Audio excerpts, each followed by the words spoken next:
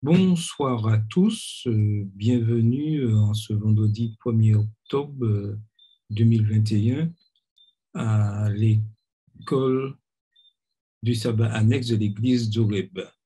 Donc, nous vous souhaitons à tous une cordiale et chaleureuse bienvenue et que chacun puisse profiter de ce début de sabbat malgré toutes les difficultés, tout ce qui a pu se passer au cours de la semaine. C'est toujours avec un plaisir que nous retrouvons le sabbat pour nous reposer et profiter pleinement de la parole de Dieu par ses études, par des chants, et nous puissions nous fortifier dans la foi.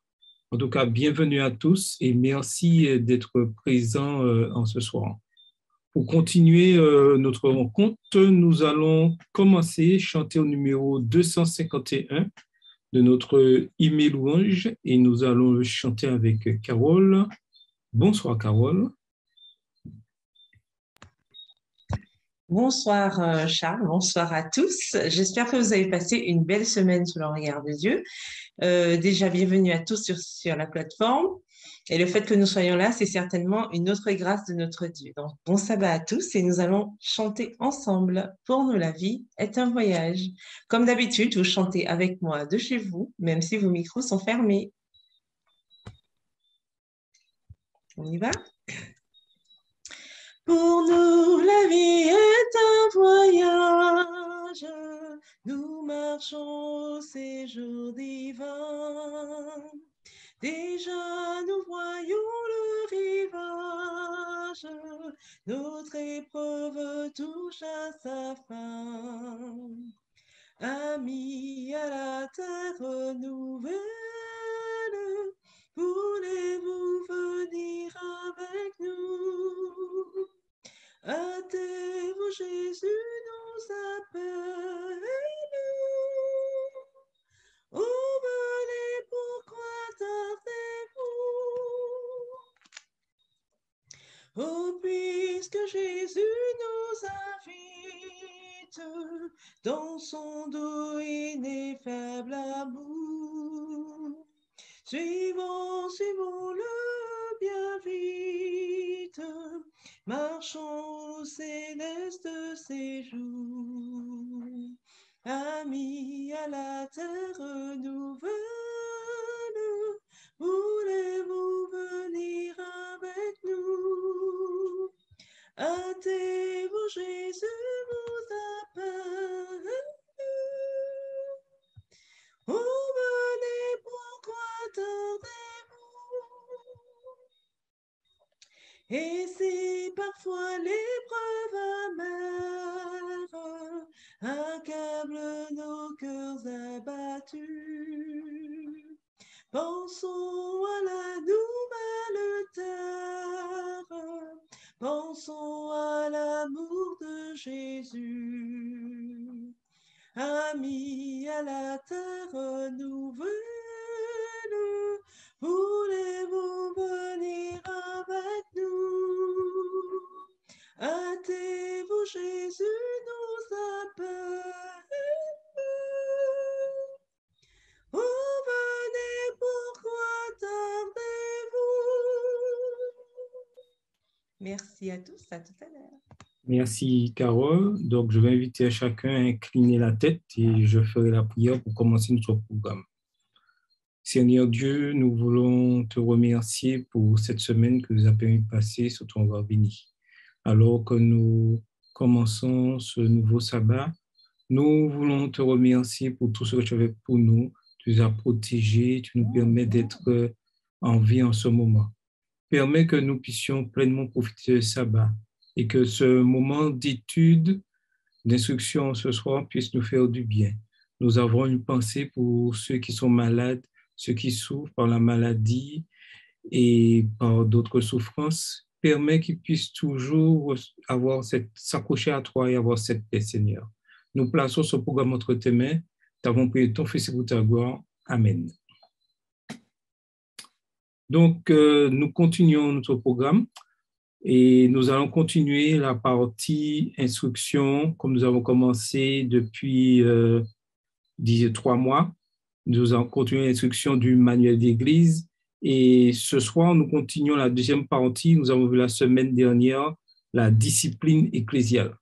Donc, comme je le disais la semaine dernière, il est vrai que nous vivons dans un monde où le bien et le mal règnent.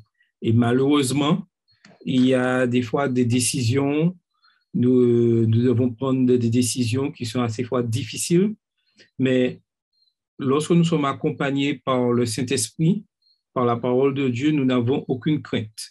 Les décisions sont prises de manière toujours, comme le disait la semaine dernière, toujours pour ramener la personne à Christ. C'est le but principal.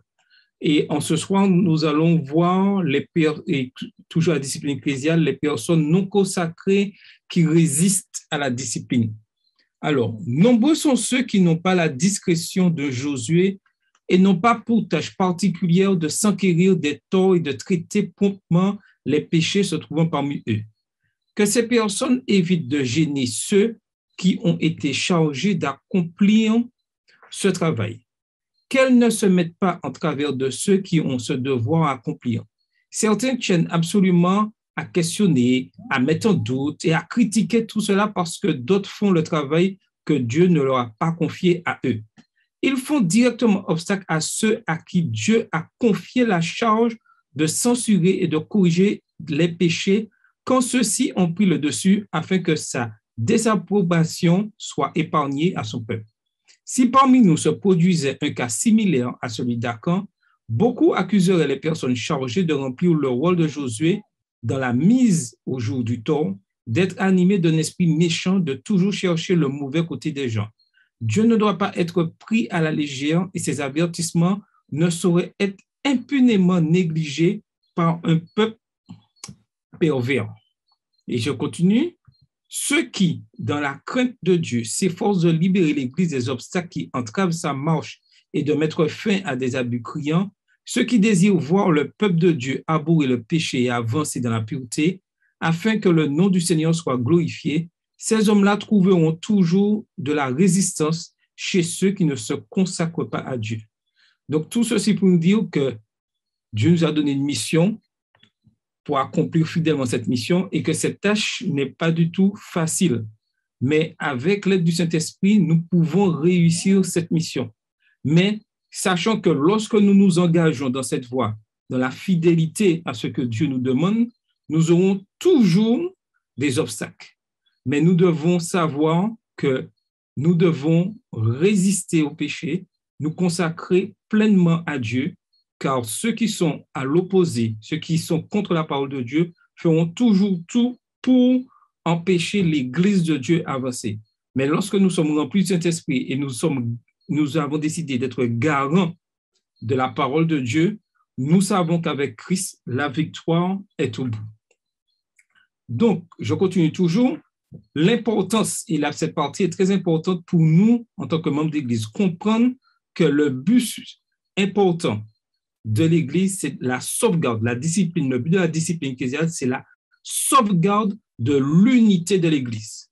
Et il nous est dit là, les chrétiens doivent faire les plus grands efforts pour contrer les tendances visant à les diviser et à déshonorer leur cause. L'intention du Seigneur est que ses enfants se fondent dans l'unité. N'espèrent-ils pas vivre ensemble dans les mêmes cieux? Ceux qui refusent de travailler en harmonie avec les autres déshonorent gravement le Seigneur. L'Église doit s'opposer à toute action susceptible de saper l'harmonie entre ses membres et doit encourager avec constante l'unité en son sein. Et ça, c'est la mission à laquelle chaque membre de l'Église adventiste du 7e jour doit avoir comme objectif. Chercher l'unité. Ça ne sera pas facile, il y aura des difficultés, mais nous devons laisser le Saint-Esprit nous travailler afin que nous puissions réussir cette mission. Je dis bien ensemble, je dis le mot « nous » parce que c'est ensemble que nous pouvons réussir cette mission. Il faut vraiment que nous restons vraiment dans cette harmonie-là. Donc, est-ce que quelqu'un voudrait ajouter quelque chose ou s'il y a une question?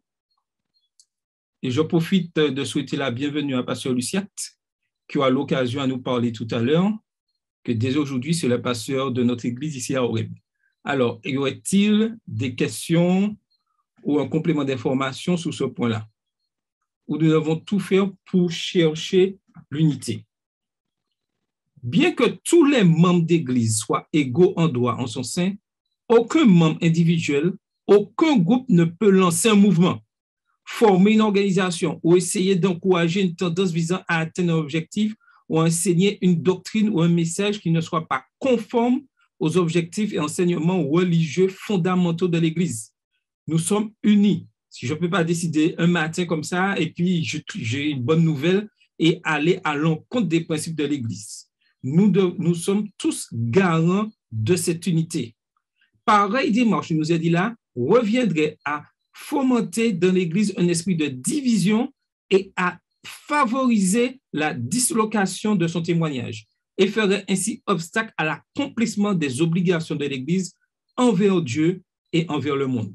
Nous avons une image à donner, une image d'unité et malheureusement, des fois, certains membres cherchent des fois la discorde et nous devons ensemble pouvoir ramener cette personne à pouvoir comprendre qu'il faut que nous restons dans cette unité. Nous pouvons avoir des avis différents, en discuter, mais nous devons avoir un seul message unique, un message d'unité vis-à-vis de ceux qui nous entourent. Les plus grands efforts doivent être consentis pour régler les différends entre membres d'Église et cantonner les éventuels litiges à la sphère la plus restreinte possible. Ça veut dire qu'il y aura toujours des conflits. La manière que l'Église va s'en sortir, c'est la manière qu'il va laisser le Saint-Esprit pour gérer ces conflits. Il y en aura toujours et nous devons tout faire pour pouvoir gérer ces conflits de la meilleure façon possible. Dans la plupart des cas, le règlement des différends au sein de l'Église doit pouvoir s'effectuer sans qu'on en ait recours à un processus formel de conciliation, mais mis sur pied par l'Église, ni aux tribunaux civils. Non, je reprends, excusez-moi.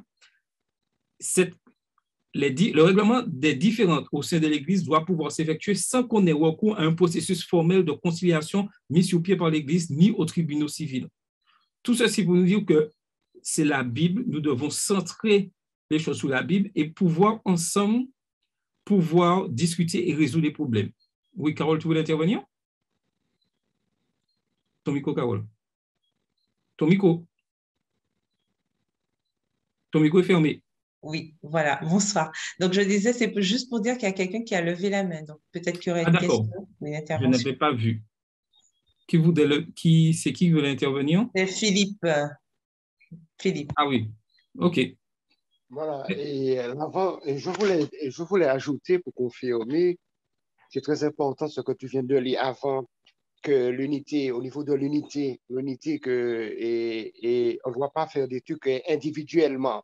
Chacun fait bon lui semble, hein. C'est très important que l'Église nous soyons unis à l'institution, parce que il y a des courants qui cherchent à diviser, chacun veut faire ce qui bon lui semble, et on doit se poser les bonnes questions. Est-ce que bon, c'est en harmonie avec l'institution? C'est-à-dire qu'il y a des gens, personnellement, qui font les trucs indépendants. Et comme tu as bien souligné, nous devons rechercher cette unité-là. Et c'est pour ça que Christ dit que jusqu'à ce que nous ne soyons pas revenus à l'unité de la foi, et cela est très important. Et c'est pour ça que Dieu a bien situé l'Église. Raison que tu lis le manuel d'Église, que je vois que c'est important que nous soyons unis avec un même message, une même mission pour que nous soyons de l'unité. Voilà. Donc, et puis je voulais aussi terminer. Ce n'est pas évident que lorsqu'il y a la discipline ecclésiastique, que la manière qu'on procède, que les membres et certains membres comprennent pourquoi ils sont disciplinés, pourquoi ceci, ils font recours à l'État, voilà. Donc, il faut bien, tu vois, c'est une sorte de pédagogie qu'on doit, et au niveau de l'Église adventiste, qu'on doit enseigner à chaque membre individuellement, parce que, bon, on vend les livres, bon, mais s'il n'y a pas de pédagogue pour enseigner toutes ces choses-là, comment peut-on arriver pour comprendre et que toutes ces disciplines, c'est avec amour, comme tu dis, jusqu'à ce que nous amenons à l'âme à revenir à Jésus-Christ. Voilà ce que j'avais à dire. Tout à fait. Et lorsqu'on regarde bien ce que Mme Watt nous dit dans Heureux ceux qui, à la page 68, c'est très important, ça nous permet de bien comprendre comment les choses se passent. Combien de mots pourraient être évités si, lorsque des griefs surgissent entre frères, les intéressés en parlaient entre eux dans un esprit d'amour chrétien au lieu de les exposer à droite et à gauche? Combien de ces racines d'amertume qui séparent tant de frères seraient arrachées et détruites? S'ils mettaient en pratique les enseignements de leur maître, les disciples du Christ pourraient enfin vivre étroitement unis. Et lorsque je lis ce passage, je dis que la première démarche, est-ce que c'est moi qui dois faire tout pour que cette paix puisse régner au sein de l'Église? Et je ne sais pas si Pasteur Luciat voudrait ajouter quelque chose, compléter. Je dirais que le texte est clair. C'est vrai que chacun doit pouvoir s'interroger et se dire est-ce qu'il est un agent d'unité ou de réconciliation. Donc certainement, bon, ce sont des sujets sur lesquels on pourra s'étendre ultérieurement, mais l'Église, c'est pas juste un groupe monolithique, hein, c'est chacun qui contribue à faire l'Église. Donc je pense que c'est intéressant qu'on s'interroge, je dis ok, quelle est ma responsabilité dans l'atmosphère qui règne à l'Église? Est-ce que je contribue à régler les conflits de manière chrétienne? Est-ce que lorsque je dérape ou que je fais ce qui n'est pas bien, est-ce que j'admets et que je reconnais que l'Église, dans son fonctionnement normal, est amenée à appliquer la discipline? Donc tout ça, c'est une question de maturité spirituelle, me semble-t-il, que je pense que nous tous, nous devons souhaiter et appeler de nos voeux pour que tous ceux qui composent l'Église soient des hommes et des femmes qui comprennent qu'ils ont un rôle à jouer pour maintenir cette atmosphère-là. Et ça ne peut être possible que par l'Esprit de Dieu. En fait, pour dire les choses de manière, pas simpliste, même si certains pourraient le voir comme ça, mais de manière très simple. Si nous sommes vraiment habités de l'Esprit de Dieu, on ne sera pas pareil, on ne va pas penser pareil.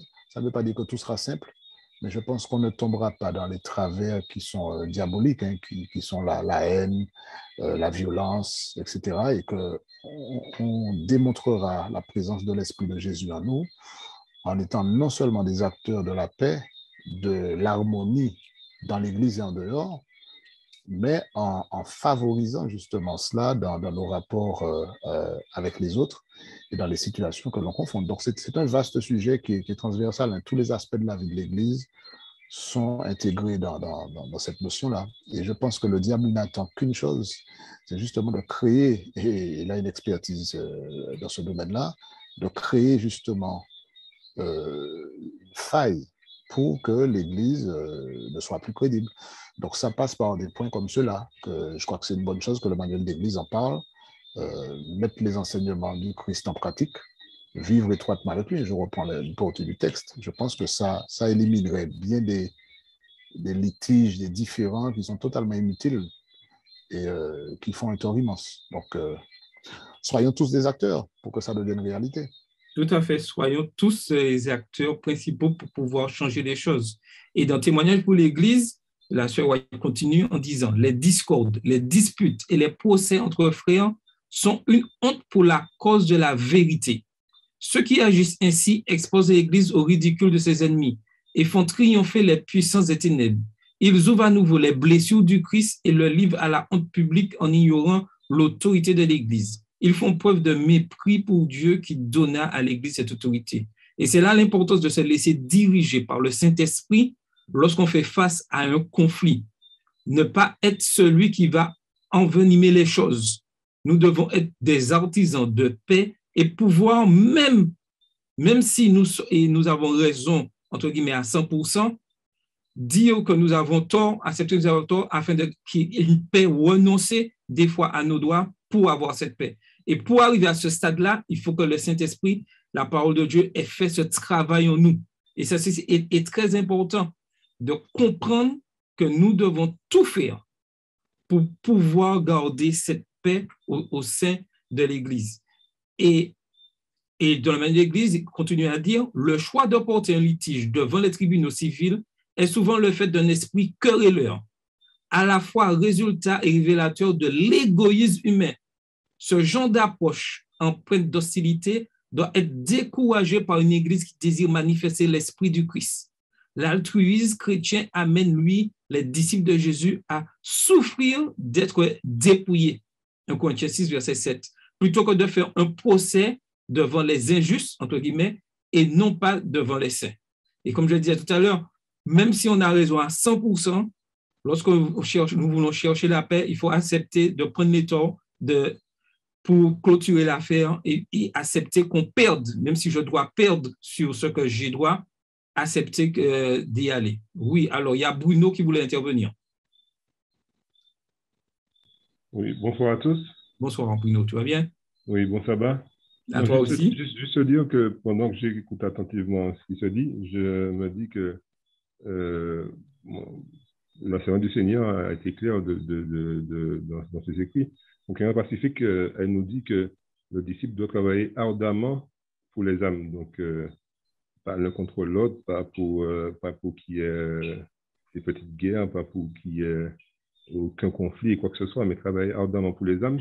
Et elle ajoute aussi que leur tâche consiste à proclamer le message évangélique.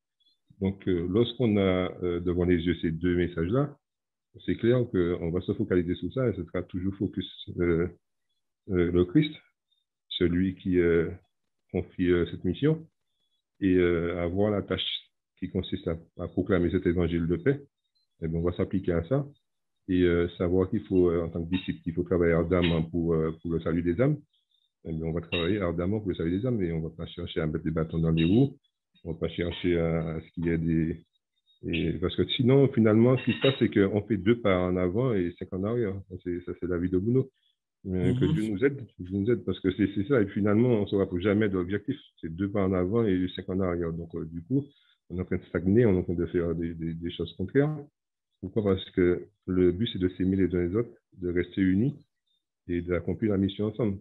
S'il faut rapidement prendre l'exemple d'une équipe de football, eh bien, le côté individualiste, ces temps-ci, on observe ça un peu dans quelques équipes. Ils sont plus à jouer en solo que de se dire, mais on fait un sport d'équipe et on est une équipe. Et l'objectif, c'est de marquer des buts. Donc du coup, c'est le raisonnement qu'on doit tous avoir et on le sait, hein, c'est que nous commettons cette erreur de nous tirer dans les pieds, de nous dire du mal les uns les autres, de faire des choses qui plaisent pas à Dieu et des choses qui, finalement, au retard de la mission, ils sont des obstacles pour la mission. OK. Je crois que Carole voulait intervenir. Oui, je voulais intervenir justement par rapport puisqu'on parle des tribunaux et tout. Et en fait, je voulais savoir, et bon, je pose la question, est-ce qu'il y a des degrés quand même? Parce que, par exemple, quand on est devant un cas d'inceste ou un cas de violence, un cas une situation quelconque qui relève de la justice pénale, est-ce que parce que nous sommes chrétiens, justement, parce qu'on a suffisamment vu ça dans l'Église, il faut qu'on soit honnête, parfois il y a des situations d'attouchement sexuel ou des choses comme ça, et parce qu'on est chrétien, bon, faut rien dire, faut pas aller au tribunal, faut garder le silence. Est-ce qu'on est dans ce cadre-là ou est-ce que c'est dans un cadre purement relationnel, c'est-à-dire, bon, ben, si le frère ne me dit pas bonjour ou bien, voilà, est-ce que c'est dans ce cas-là? Est-ce que nous, en tant que chrétiens, ça nous empêche, parce que nous sommes chrétiens justement et que nous voulons l'unité, est-ce que ça nous empêche forcément de porter plainte quand nous avons subi des violences ou des situations complexes? Voilà. OK. Je laisserai au pasteur Lucia de répondre. C'est une excellente question.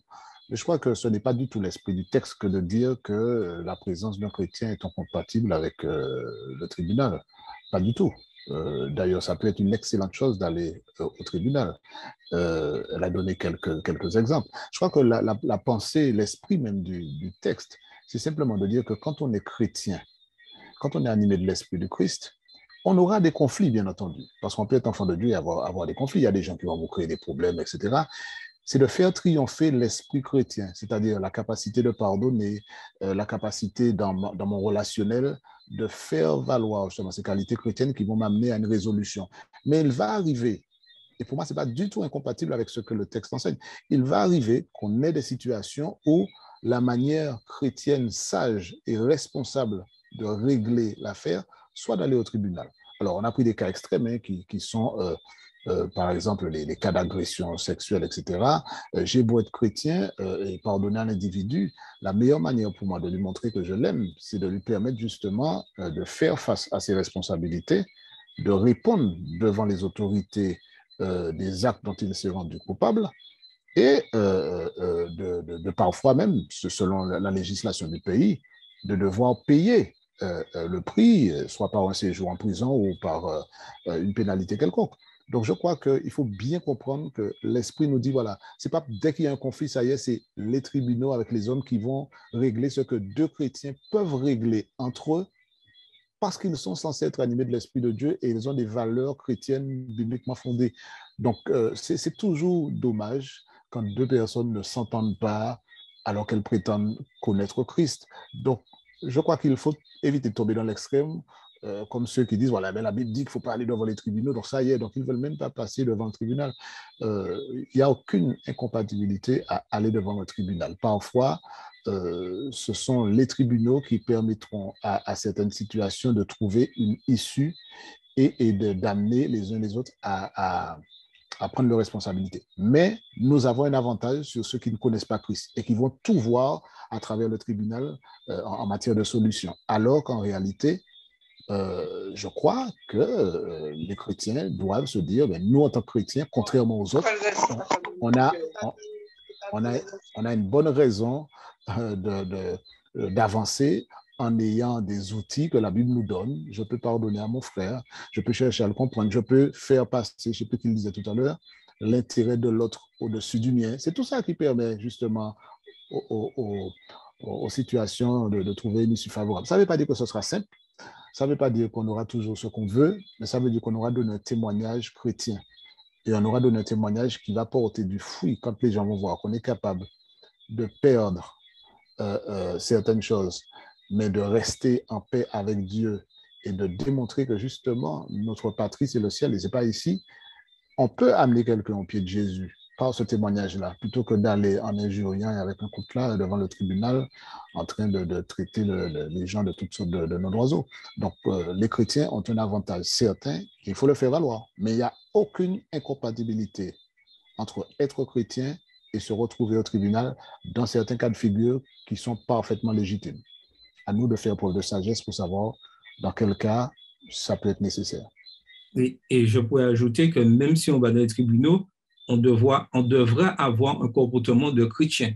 Absolument, on demeure chrétien devant le tribunal, derrière le tribunal, à côté, partout. On demeure chrétien 24 heures sur 24 et dans tous les endroits où on se trouve. Et c'est ça justement la beauté de l'évangile. Être chrétien, ce n'est pas être chrétien le samedi entre 9h et 11h30 et puis ensuite on change de peau une fois qu'on arrive devant le tribunal ou dans son voisinage.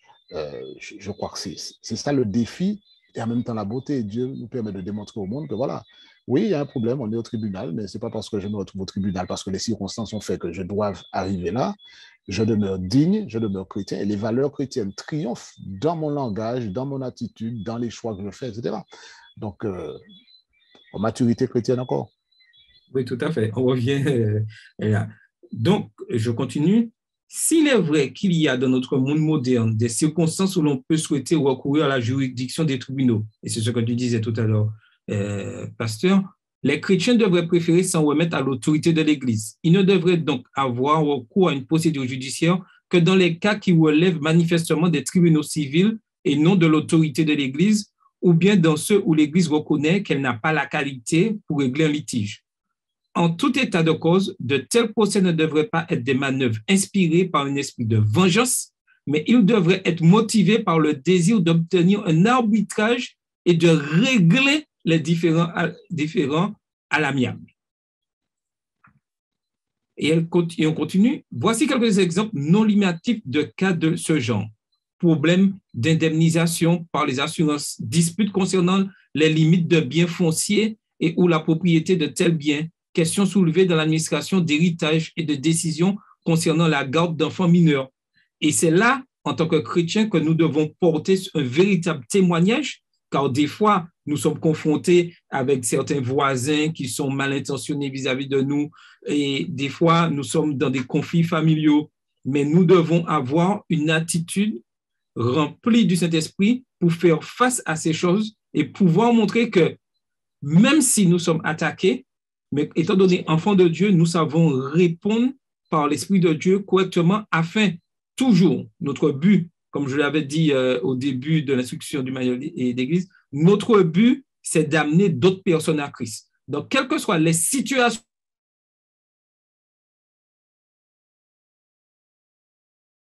nous avons un témoignage à apporter afin que les autres sachent qu'il y a un Dieu qui existe et que même dans les difficultés, il y a toujours une solution.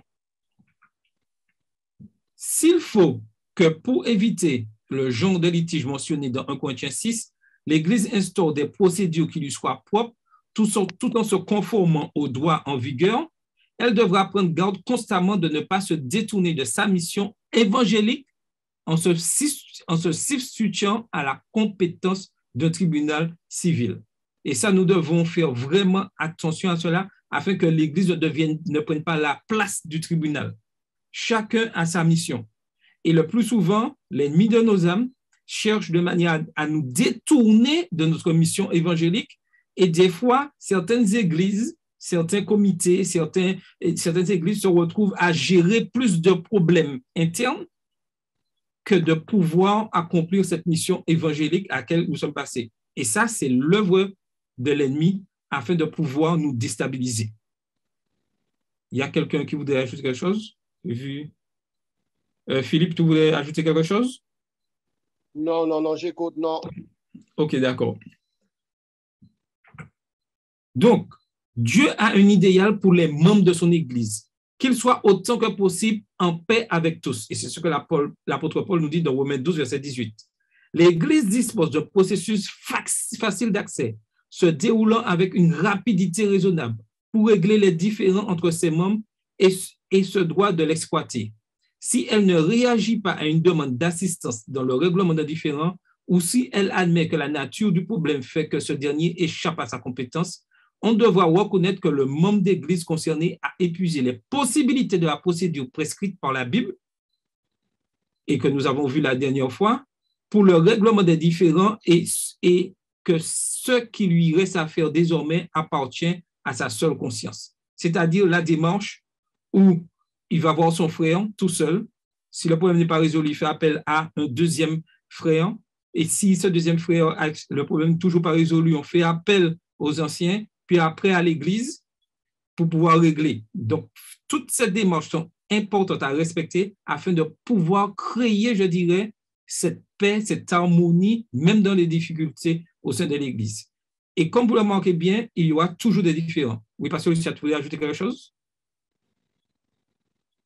OK. Donc, il y aura toujours des différends dans l'Église, mais nous devons tout faire pour qu'il y ait ce climat de paix dans nos communautés. Néanmoins, quand l'Église s'efforçant de contribuer au règlement opportun et amiable des différends entre ses membres recommande une solution, les membres concernés ont l'obligation de ne pas la rejeter sous le champ, comme le précise en Corinthiens 6, verset 7. Ce n'est pas une mince affaire pour un membre d'église d'emprunter la voie judiciaire en dehors des processus structurés dont dispose l'Église pour obtenir le règlement d'un litige opposant à un autre membre. Et c'est des fois compliqué qu'on arrive à ce genre de situation. Mais il faut pouvoir faire ses efforts sur soi-même, passer par toutes ces étapes afin que le conflit ne puisse pas, je dirais, dégénérer. Et une chose, je voudrais ajouter, toujours faire attention, quelle que soit quelle que soit la minime difficulté, quel que soit le conflit qui nous est amené, ne pas négliger, je dirais, ce conflit. Ne pas dire que, mais non, ça va se régler tout seul. Non. Le fait d'ignorer un conflit, c'est-à-dire que vous allez ignorer le membre, on ne va pas écouter ce que le membre dit, ce membre sera frustré et pourra engendrer des problèmes en lui. Et on a remarqué par l'expérience que des problèmes qui deviennent énormes 20 ans après, si au départ, on avait écouté ce membre-là, on ne se serait pas retrouvé en difficulté 10 ans, 15 ans plus tard. C'est pour ça qu'il est très important, quel que soit le problème, d'écouter, de tout faire dès le départ, de résoudre le problème. Et comme je me dis, si en tant que membre, j'ai quelque chose à reprocher, quelque chose qui ne va pas, ne pas garder ça pour moi, pouvoir le dire à la personne qui m'a dérangé ou chercher un intermédiaire pour régler le problème, afin que des petits problèmes soient vite réglés avant qu'ils deviennent de véritables montagnes et que même au niveau des tribunaux, qu'on n'arrive pas à résoudre le problème. Oui, Carole. Oui, il y a une question dans le chat et je pense que c'est pour le pasteur. Alors, et si c'est l'organisation qui est traduite devant les tribunaux, comment doit-elle réagir? Alors, pareil, comme je dis, l'organisation, ce n'est pas un bloc, c'est un ensemble constitué de personnes chrétiennes, enfin, je veux le croire. Et par conséquent, si l'organisation se retrouve traduite devant les tribunaux, il faudrait déjà examiner quelles raisons. Est-ce qu'elle est traduite devant les tribunaux parce qu'elle a des choses à se reprocher? Si c'est le cas, la démarche qu'elle devrait adopter, c'est de corriger ce qui doit l'être. Parce que si une organisation fait ce qui est condamnable bibliquement ou alors selon les lois que nous sommes tenus de respecter, chacun doit pouvoir assumer ses responsabilités. Maintenant, si elle se trouve traduite devant les tribunaux injustement parce qu'elle fait ce que Dieu demande et qu'elle est injustement accusée, ben, comme les hommes et les femmes de la Bible qui nous ont précédés, il faut courageusement avancer dans un esprit de prière, remettre sa vie et son camp entre les mains de Dieu.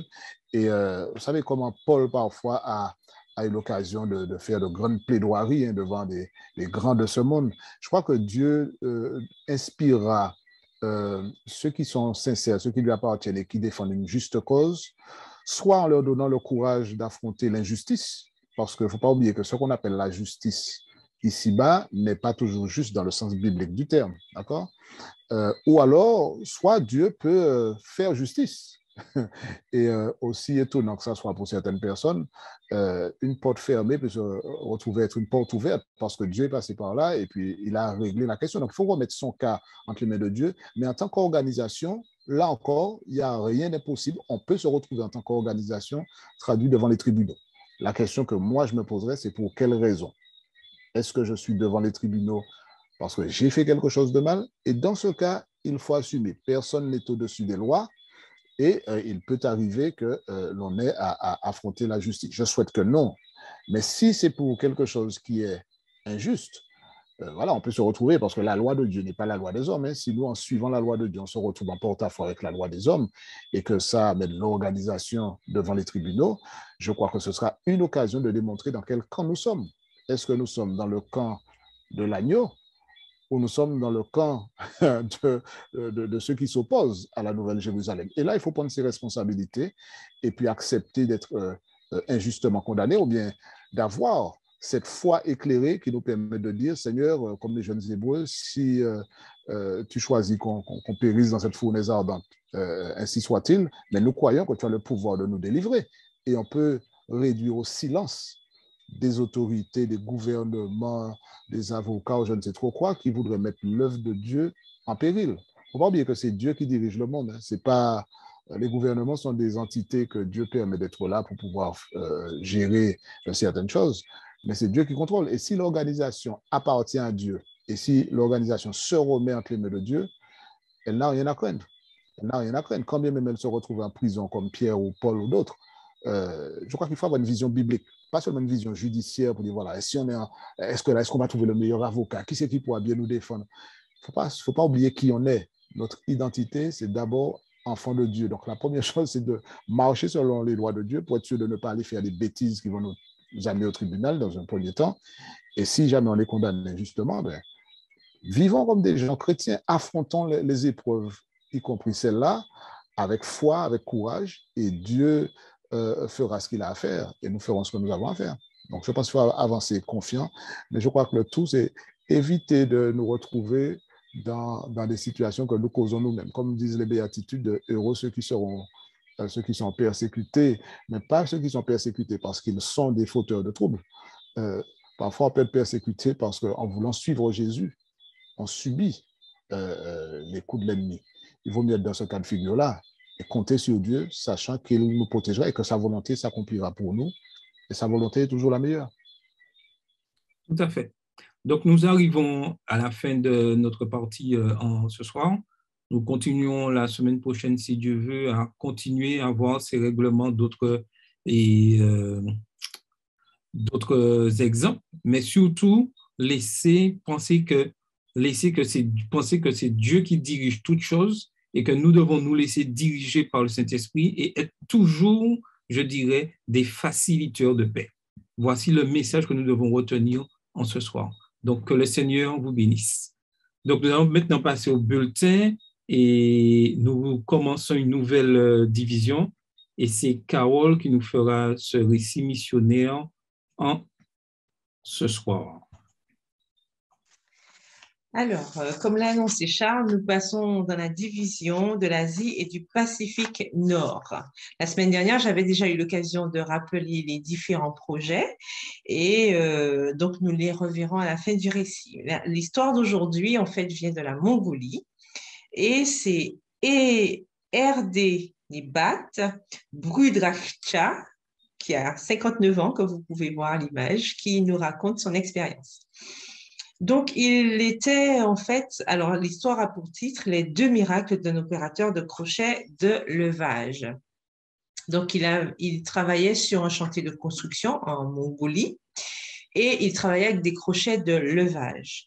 Un jour qu'il était sur un chantier, en haut d'un mur, donc l'idée c'était qu'une grande grue puisse emmener les matériaux et lui, avec un crochet, il prenait les matériaux et les mettait à chaque étage des différents bâtiments où il y avait des constructions.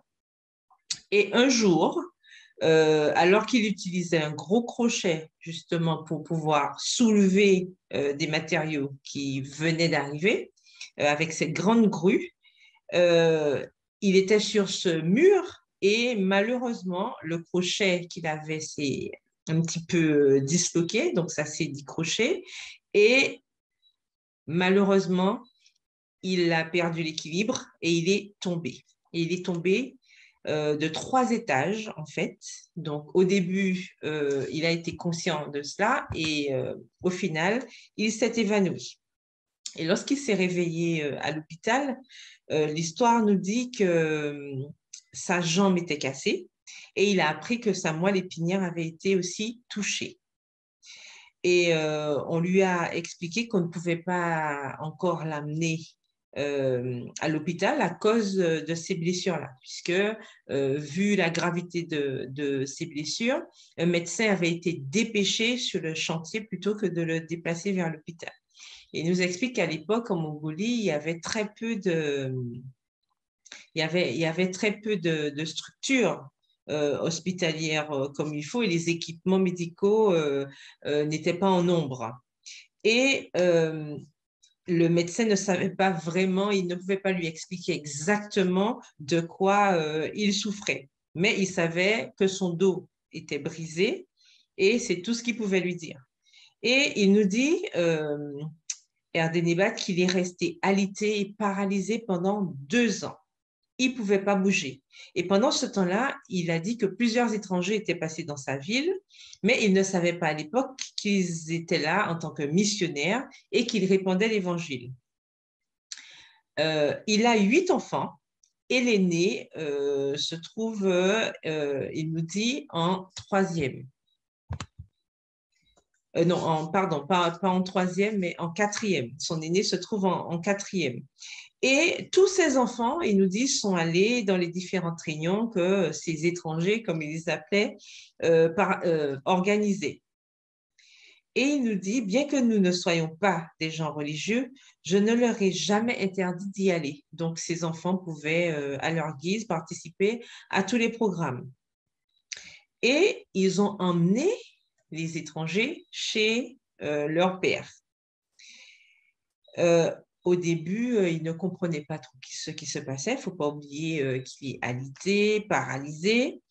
Mais maintenant, aujourd'hui, il a enfin compris qu'à l'époque, toutes ces personnes qui sont passées le voir priaient pour lui. Et grâce à leurs prières, il a été guéri assez rapidement. Il nous dit qu'il est devenu plus fort, il a commencé à faire des activités physiques, il a mis des barres au-dessus de son lit Et à chaque fois, il faisait des petits exercices avec aussi des cordes. Et il a commencé à pouvoir se lever. Au début, il avait un peu mal, mais avec les prières de ses enfants, il nous raconte que ça allait de mieux en mieux. Et il s'est même levé un jour, il a commencé à marcher avec une canne. Ses enfants sont devenus très actifs à l'église adventiste du 7e jour et ils aimaient beaucoup y chanter. Et lui, le père, aimait beaucoup participer. Enfin, il allait au service du culte du sabbat matin et il aimait beaucoup. Et lorsqu'il a étudié la Bible, il nous dit que sa vie a commencé à changer. Il avait l'habitude de boire beaucoup et il a arrêté de boire. Et pour lui, c'était un grand changement. Il voulait être fidèle à Dieu. Et finalement, sa femme et lui ont été baptisés et ont rejoint l'Église adventiste. Excellente nouvelle, n'est-ce pas? Plusieurs années après, il a retrouvé sa capacité à marcher, presque une vie normale. Eh ben, figurez-vous que les souffrances sont revenues. Donc, il a commencé à souffrir. Il avait des douleurs dans les 2 jambes. Et il ne comprenait pas pourquoi ses jambes lui faisaient aussi mal.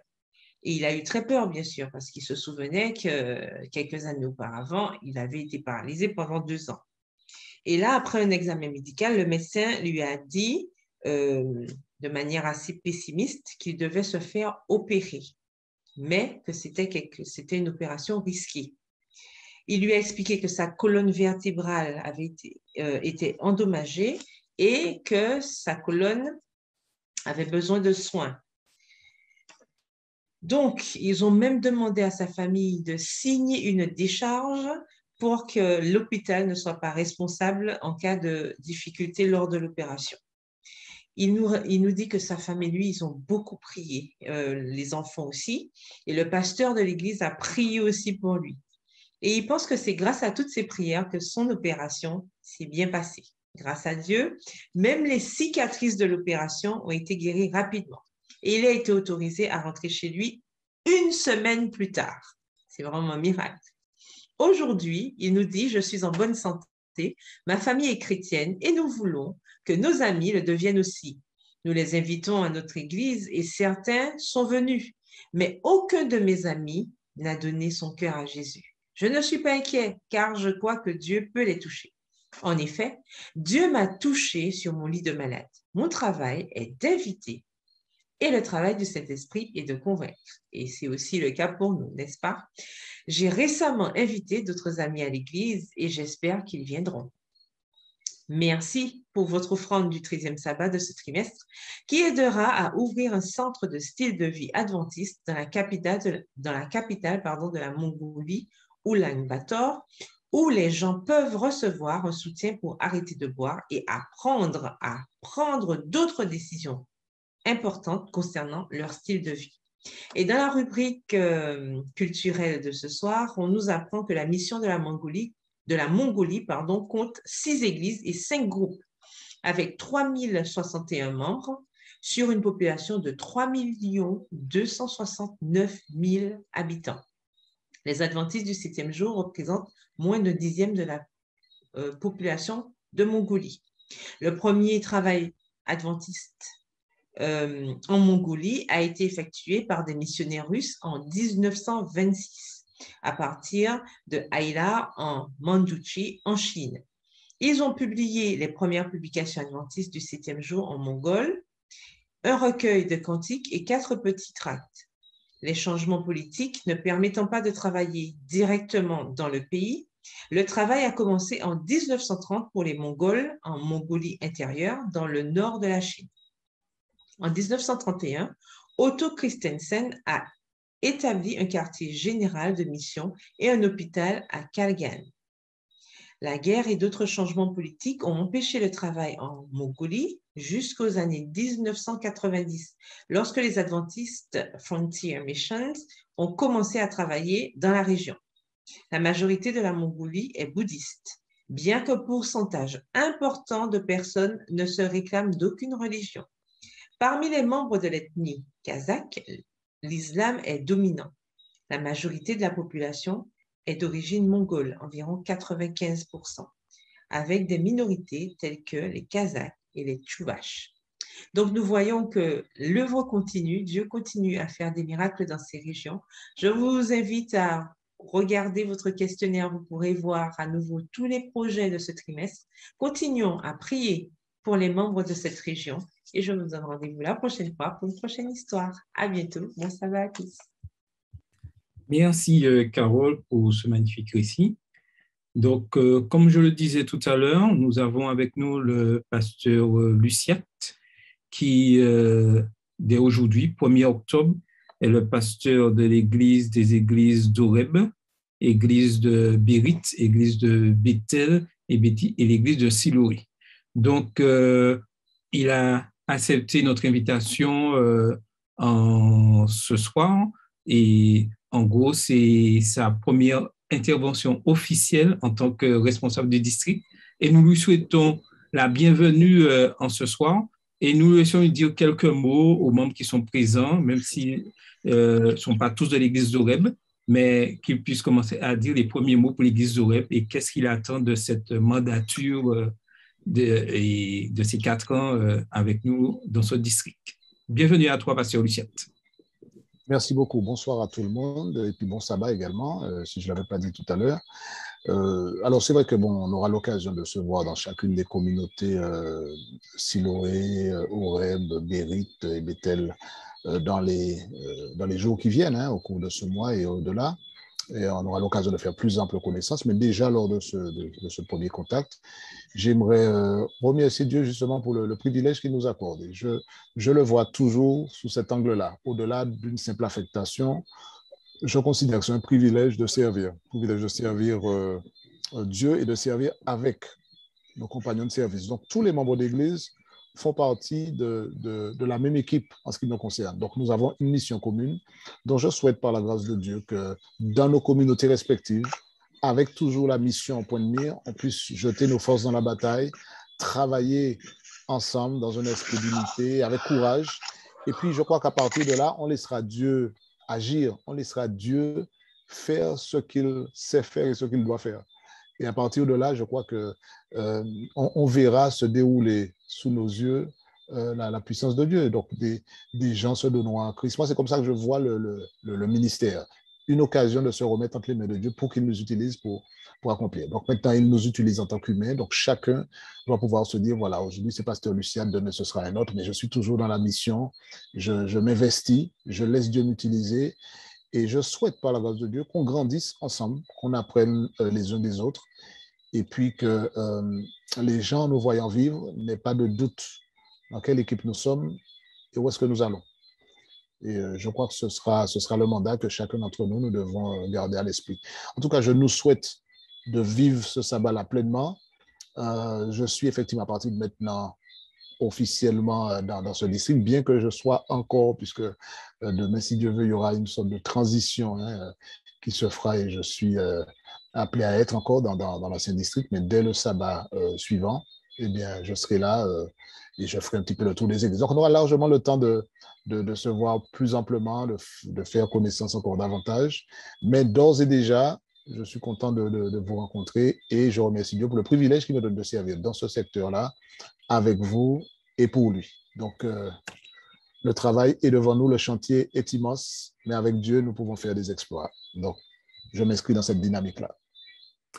Merci beaucoup. Donc, nous te remercions d'avoir accepté notre invitation ce soir et tu vas participer pleinement avec nous à la discussion de la leçon. Et à la fin de l'émission, ceux qui voudront déjà souhaiter 2 mots de bienvenue, quelques mots de bienvenue au pasteur Luciat, pourront rester après la réunion. Nous resterons un petit moment, pas trop longtemps quand même, mais resterons parler. Mais bienvenue à toi et merci d'avoir cette invitation pour notre école du sabbat annexe.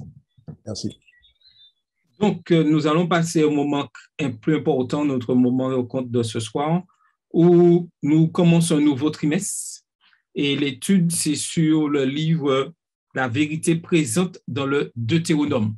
Et là, la première leçon avait pour titre « Introduction au Deutéronome ». Certains pourraient se poser la question « Pourquoi une étude? Pourquoi le livre de Deutéronome? Quelle est l'importance de ce livre aujourd'hui, au XXIe siècle, 4e trimestre 2021? Pourquoi étudier ce livre ?» Et nous allons découvrir ce soir l'importance, quel est le message que Dieu veut que nous comprenions en ce soir. Pourquoi il est important d'étudier ce livre, le livre de Deutéronome. Le livre de Deutéronome est le 5e et dernier livre du Pentateuque. Et il contient le discours d'adieu de Moïse à Israël avant d'entrer dans la terre promise. En tant que tel, ce livre est marqué par un sentiment d'urgence.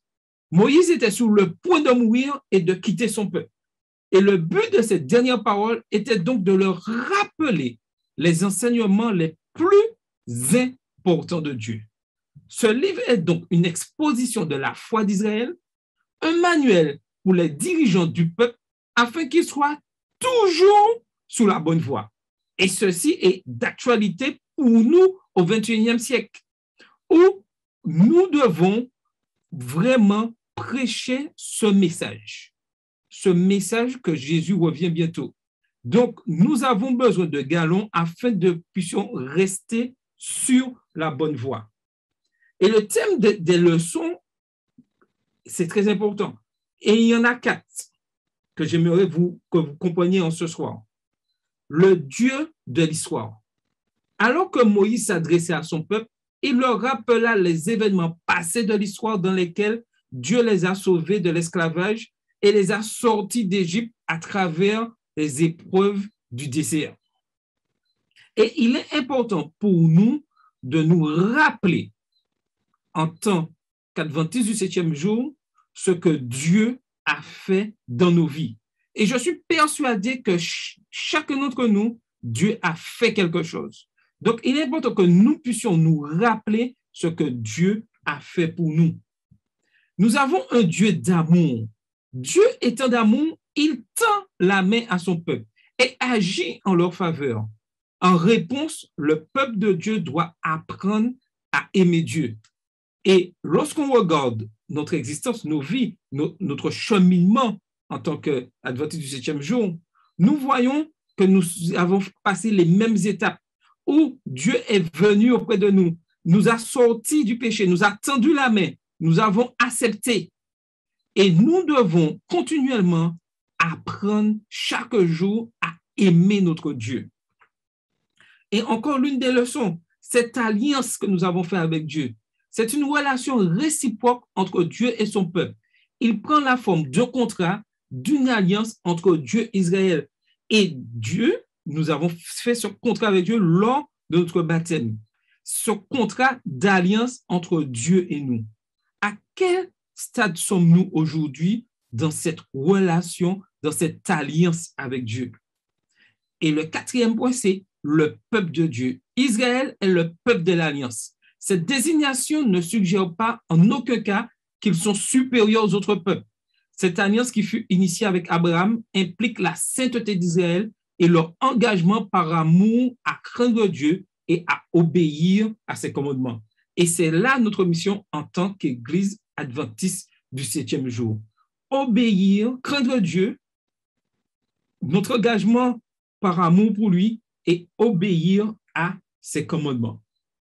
Le passage le plus compréhensif de la Bible concernant le repos de tout Israël. Ce livre est désigné pour tout Israël, Deutéronome 1, verset 1.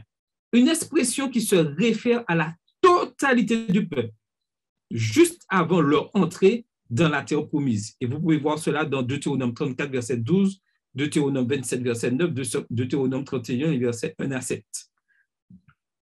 L'apôtre Paul utilise cette expression dans un sens eschatologique pour se référer à la totalité du peuple sauvé, y compris les Juifs et les gentils. Et ainsi, il dit, ainsi tout Israël sera sauvé. Romains 11, verset 26. Bien que l'expression tout Israël dans la prière de Daniel puisse se référer au peuple exilé de Babylone, ce qui implique l'espoir de restauration, il est clair qu'elle a une portée universaliste, englobant ceux qui sont prêts et à ceux qui sont loin dans tous les pays. Et nous voyons ça dans Daniel 9, verset 7. Maintenant, j'ai une question pour vous pour commencer notre discussion en ce soir. Pourquoi le livre de Deutéronome parle-t-il au peuple d'Israël en tant qu'ensemble. Pourquoi les messages de ce livre sont-ils mieux compris lorsque tout le monde est rassemblé? Comment l'adage « aucun homme n'est une île » s'applique-t-il à l'Église aujourd'hui? Alors, vous avez la parole. Qui voudrait se lancer? On peut commencer par la dernière. Pourquoi aucun homme n'est une île? Pourquoi cette expression s'applique-t-il à l'Église aujourd'hui? Alors, qui voudrait se lancer? Oui, Carole. Alors, je me lance. En fait, je pense que déjà la définition d'église, c'est déjà une communauté. En tant qu'église, nous sommes une communauté, même si chacun de nous, nous sommes partie prenante de cet ensemble. Mais c'est clair que lorsqu'il y a des enseignements globaux, il était normal que tout le peuple, parce qu'on voit que lorsque Moïse donnait les instructions, lorsque l'Éternel donnait à Moïse les instructions et que Moïse retranscrivait ces instructions au peuple d'Israël, le peuple était rassemblé. En général, chaque fois qu'il y avait un enseignement, c'était pour tout le monde. C'était pour que tout le monde entende bien ce qui est dit, pour qu'il n'y ait pas de bouche à oreille un petit peu discornu. Enfin, on n'entend pas, chacun entend à sa manière, interprète à sa manière. Lorsque tout le peuple est rassemblé, chacun entend clairement le message et je crois que c'est ça qui est important ici dans Deutéronome, qui est connu aussi comme étant la seconde loi. En fait, on voit bien que c'était l'occasion pour le peuple de revoir des choses dont il était déjà au courant, hein, mais il était important que ce soit ensemble pour que tout le monde entende bien ce qui avait été dit, tout le monde entende bien les instructions de l'Éternel pour pouvoir l'appliquer. Et comme nul n'est censé ignorer la loi, personne ne pouvait dire que je n'ai pas entendu. Donc, je pense qu'il était important d'avoir cet ensemble pour pouvoir avancer de même pas. Oui, Philippe. Alors, je voulais dire que, pour ajouter ce que Carole disait, qu'important de l'organisation de l'Église, hein, depuis la conférence générale, devant, tu vois, ils ont un seul thème. Vous voyez, le thème qu'ils ont choisi, I will go, hein, on a un même objectif. Donc, il n'y a rien de nouveau qui se fait sous le soleil. Hein. C'est pour ça que lorsque Dieu donnait à Moïse les instructions pour donner au peuple, et c'est la même chose que Dieu fait. Dieu a une organisation qui transmet le message. Et le thème de I will go, de son truc, on est dans le bon timing, même si nous sommes dans une église locale, mais ça vient d'en haut. On est dans l'unité. Voilà. OK. Est-ce que Pasteur Luciade voudrait ajouter quelque chose? Juste un mot par rapport à la question sur laquelle tu as mis l'accent, la dernière de la liste qui apparaît là. Il ne faut pas oublier que Dieu nous a créé des êtres sociaux, c'est-à-dire quand il crée les premiers êtres humains, il crée Adam et Ève. Alors bien sûr, par souci de complémentarité, etc., mais ça n'enlève pas le fait qu'il y ait deux vérités qui se superposent. Dieu va toujours avoir un rapport personnel avec l'homme. D'accord? Donc, je parle de l'homme dans le sens générique du terme. C'est-à-dire que même si je suis dans l'Église, je ne peux pas me cacher derrière l'Église. Ce sera toujours entre Dieu et moi. Il y a quelque chose de personnel. Mais en même temps, justement, je ne suis pas isolé. Et lorsque Dieu me parle, il me parle en tant qu'individu, mais je suis aussi dans un ensemble. Et à l'Église, ce n'est pas simplement une addition d'individualité, c'est un corps. D'accord? Je crois qu'il nous faut bien intégrer ce principe-là. Hein. Personne n'est une île, vraiment. Donc, ça veut dire que je fais partie d'un corps. On est tous fédérés autour de Jésus. Donc, forcément, quand on se rassemble tous autour de la même personne, on devient plus proches les uns des autres. Donc, c'est l'idée de l'unité, d'accord? Et tout cela rentre encore dans le projet de Dieu. Il ne faut pas oublier qu'il y a trois personnes en Dieu, Père, Fils, Saint-Esprit, mais il n'y en a pas trois dieux, d'accord? Il n'y a qu'un Dieu. Donc, nous sommes dans cette même démarche-là, à l'image de Dieu, appelés à être des individus, nous sommes uniques, d'accord? Donc, il n'y a pas de procuration dans cette histoire. Dieu ne va pas simplement me sauver ou m'approuver en puisant dans le compte d'un autre, d'accord? Donc, c'est Dieu et moi. Mais en même temps, l'Église, c'est justement cette harmonie entre des personnes différentes, mais qui sont unies par le même esprit. Et quand Dieu nous parle, il parle à l'individu, mais il parle aussi au peuple, parce que c'est le peuple que Dieu envoie pour exercer une mission. C'est nous, peuple Israël des temps modernes, si je peux employer cette expression, qu'il envoie. même si ce peuple-là est composé d'individus qui ont leur propre responsabilité, leur propre réponse à donner. Mais en tant que peuple, nous avançons. Et je pense qu'il y a ces deux notions-là qu'il faut faire cohabiter, la notion d'individu et puis la notion de peuple, la notion d'église, de groupe. D'accord? Et c'était vrai à l'époque de l'Ancien Testament et je pense que c'est encore vrai aujourd'hui. Tout à fait, c'est encore vrai aujourd'hui. Maintenant, voyons. Le mot Deutéronome, le titre du livre, est dérivé de la traduction grecque, la Septante, une expression qu'on trouve dans Deutéronome 17, verset 18, une copie de cette loi, ce qui signifie littéralement une seconde, c'est-à-dire une répétition de cette loi. Le mot hébreu pour loi est Torah, qui se réfère à plusieurs choses que notre mot loi, dans un sens juridique. Cela signifie enseigner au sens général du terme et inclut toutes les instructions de Dieu.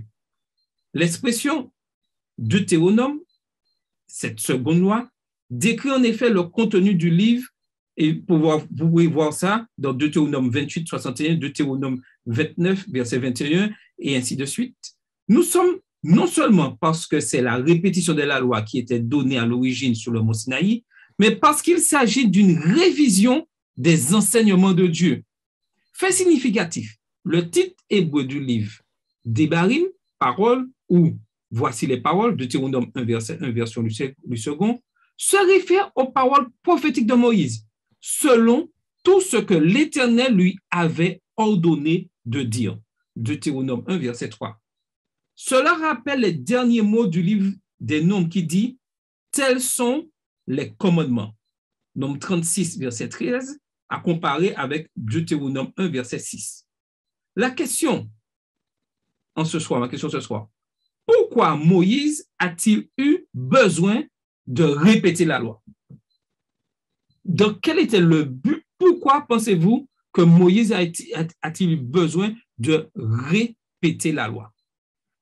Alors que la loi est connue. Et on pourrait se poser la question pour nous aujourd'hui, pourquoi est-il important pour nous que cette loi soit encore répétée? Oui, Bruno. Oui, alors, moi, ce que je peux dire par rapport à ça, oui. On m'entend, oui? Vas-y. Non, c'est simplement pour parler un peu du contexte, parce que là, je crois bien qu'il y avait quand même des jeunes qui n'étaient pas je ne sais pas, pour bien expliquer les choses, des jeunes qui, depuis la sortie d'Égypte, des plus jeunes que si je peux m'exprimer ainsi, plus jeunes que Josué et que Caleb, et il fallait quand même qu'ils puissent être au courant de ce que Dieu a fait pour ce peuple depuis sa sortie d'Égypte et être au courant de toutes ces informations que Dieu a transmises lui-même à Moïse. Donc, c'est pourquoi Moïse reprend. Et quand Moïse reprend tout ça, c'est pour moi, c'est un peu comme des jalons, des balises, parce qu'on a besoin de jalons, on a besoin de balises voilà, dans cette marche. On a aussi besoin d'un cadre. Et quand tu reprends ça, c'est pour placer un cadre. Deutéronome 6 nous montre bien, tu inculqueras cela à tes enfants, etc. etc. Donc, ces jeunes-là avaient besoin d'entendre ça. Hein, quel âge ils avaient? On va dire entre peut-être une quarantaine d'années qu'ils avaient, puisque depuis la sortie. Mais ou ceux qui étaient moins jeunes, mais ils avaient besoin d'entendre ces paroles. Et c'est bien pourquoi, lorsqu'on pense à ce discours, on comprend pourquoi on retrouve beaucoup d'informations qu'on a l'impression d'avoir déjà entendues. On se dit, mais c'est barbant, mais pourquoi autant de reprises, pourquoi reprendre tout ça? Mais ça a tout son sens parce qu'on a tendance à oublier. Et nous-mêmes aujourd'hui encore, s'il faut appliquer ça à nous, on a l'impression qu'on est à part, mais on est vraiment des auditeurs oublieux. Et il est bon que pour nous aussi, la répétition puisse faire partie intégrante de la pédagogie, qu'on puisse réentendre les mêmes choses, un peu comme une piqûre de rappel, pour qu'on puisse ne pas commettre les mêmes erreurs et ne pas mettre les pieds n'importe où. Ne pas oublier aussi, comme dans le Seigneur, oublier ce que Dieu a fait pour nous par le passé. Donc, c'est ce que je voulais dire par rapport à ça. OK, il y a Corinne qui a levé la main. Oui, je voudrais justement confirmer ce qu'il dit parce que, effectivement, parce qu'il ne s'agit pas simplement d'une répétition d'événements ou bien de lois seulement, Mais là, Moïse met l'accent particulièrement sur, invite justement le peuple à se souvenir de la fidélité que le Seigneur a eu envers eux. Parce que quand il les a délivrés de l'Égypte, il a été quand même, il a rappelé aussi au peuple d'Israël l'alliance qu'ils avaient contractée avec Dieu. Donc, il rappelle un petit peu. Donc, en quelque part, moi, je dis que Moïse est en train de rééduquer, tout comme Dieu le fait avec nous, le peuple d'Israël concernant sa vie spirituelle avec Dieu surtout. Parce que le peuple, n'oublions pas, est resté 430 ans de captivité. Donc, il fallait leur rappeler certaines choses qu'ils avaient parfois tendance à oublier. Mais ce que je voudrais mettre l'accent surtout, c'est que Moïse voulait leur rappeler surtout de la fidélité du Seigneur et en conséquence de mener justement par rapport à cela une vie de communion avec lui. OK. Donc, est-ce que Pasteur Luciat pourrait nous dire? Voilà, mon micro était fermé, oui. Moi, je crois que j'ajouterais à ce qui a été dit, je crois que c'est juste. Il y a de la vertu dans la répétition. Et non, si l'être humain avait besoin simplement d'entendre Dieu lui dire, ça se saurait. Dieu a dû parfois rappeler. D'ailleurs, il ne faut pas oublier que le peuple, je pense qu'on développe ça un peu plus loin dans le manuel d'études. Bien qu'ils disent oui, eh bien, nous avons compris, nous avons entendu, 2 minutes après, ils sont déjà en train de piétiner ce qu'ils sont intégrés. Alors, c'est vrai qu'il y a cet élément-là, c'est toujours une bonne chose de rappeler. Et puis, alors c'est vrai qu'il y a aussi de ceux qui, puisque le peuple n'a pas toujours fait le travail qui consiste à transmettre. Alors, je parle dans tout le parcours d'Israël, hein, j'extrapole un petit peu. Je crois que Bruno parlait tout à l'heure des plus jeunes qui n'avaient pas encore entendu, etc. C'est vrai, mais c'est ce travail-là aussi qui incombait justement aux parents de transmettre la loi, eux-mêmes de l'intégrer, d'où l'importance de se l'entendre dire encore une fois, de l'intégrer pour qu'ils puissent transmettre, parce qu'il y a des enfants qui naissent tout le temps, donc il y a toujours de nouvelles générations. Là, il faudrait des Deutéronomes à répétition, mais justement, Dieu nous utilise pour pouvoir transmettre. Et puis, j'ajouterai juste une dernière chose. Je crois que quand on veut montrer l'importance d'une chose, on n'hésite pas à revenir dessus. Pas parce qu'elle n'a pas été bien dite, mais simplement quand Dieu prend la peine de répéter, ça montre quand même l'importance de la chose. Et puis, il y a peut-être un aspect qui est peut-être secondaire, mais c'est vrai aussi que dans la littérature hébraïque, il y a aussi cette tendance à dire les choses et à répéter, à utiliser cet outil littéraire-là pour dire, pour répéter. Donc, ça fait partie aussi du cadre de la manière de faire. Mais je crois que le Deutéronome, c'est pas simplement parce qu'il y a une deuxième édition des 10 commandements, hein. Il y a la loi de Dieu, l'enseignement de Dieu prodigué notamment à travers Moïse, qui est réitéré. Et je pense que Dieu a bien fait les choses. Et il ne faut pas oublier, juste un dernier mot là-dessus, que même si on parle du Deutéronome, hein, qui est spécifique, hein, le mot même signifie effectivement secondoir ou répétition des paroles, etc. Il ne faut pas oublier que la Bible tout entière, ce n'est pas limité à Deutéronome. Il y a beaucoup d'autres livres qui reprennent à leur manière, avec leur style, avec leurs mots et avec leur orientation, la volonté de Dieu. Et quand on parle de la loi, je rappelle que la loi ne se limite pas aux 10 paroles d'Exode 20, d'accord? La loi, la volonté de Dieu, elle est extrêmement large et elle est comme un fil rouge entre Genèse et Apocalypse. Donc, c'est important de voir aussi cet aspect des choses. Mais Deutéronome précise bien, dans le cadre du parcours du peuple d'Israël, l'importance qu'il y avait à ce moment-là de réitérer les instructions au peuple. OK, alors, il y a Carole et puis après Corinne. Et je voulais juste ajouter à tout ça qu'effectivement, on connaît tous l'adage qui nous dit que c'est la répétition qui fait l'action. Et on sait parfaitement bien, comme l'a rappelé le pasteur tout à l'heure, que le peuple, malgré tous les miracles, malgré tout ce qui se passait, toutes les manifestations, que ce soit physiques ou par l'Esprit de Dieu, on a l'impression qu'ils avaient une mémoire de poisson rouge et qu'ils ne se souvenaient jamais de rien et qui ne prenaient pas conscience de la réalité. On a tous en mémoire l'histoire, enfin ce qui s'est passé avec le veau d'or. Ils avaient toujours tendance à se mêler à des peuples alors que Dieu l'avait interdit, toujours à faire le contraire de ce qu'on leur disait. Donc, il était important pour Moïse, qui savait que le peuple avait un couade, n'est-ce pas? Il était important de reprendre à chaque fois et de répéter. Et c'est la même chose pour nous aujourd'hui. Dieu continue à répéter et on voit que quand certains parents, quand les parents ils ont des enfants, ils sont obligés de répéter à chaque fois, ne fais pas, ne fais pas, ne fais pas. Et je pense que ça montre bien que c'est en répétant les choses que ça reste en mémoire.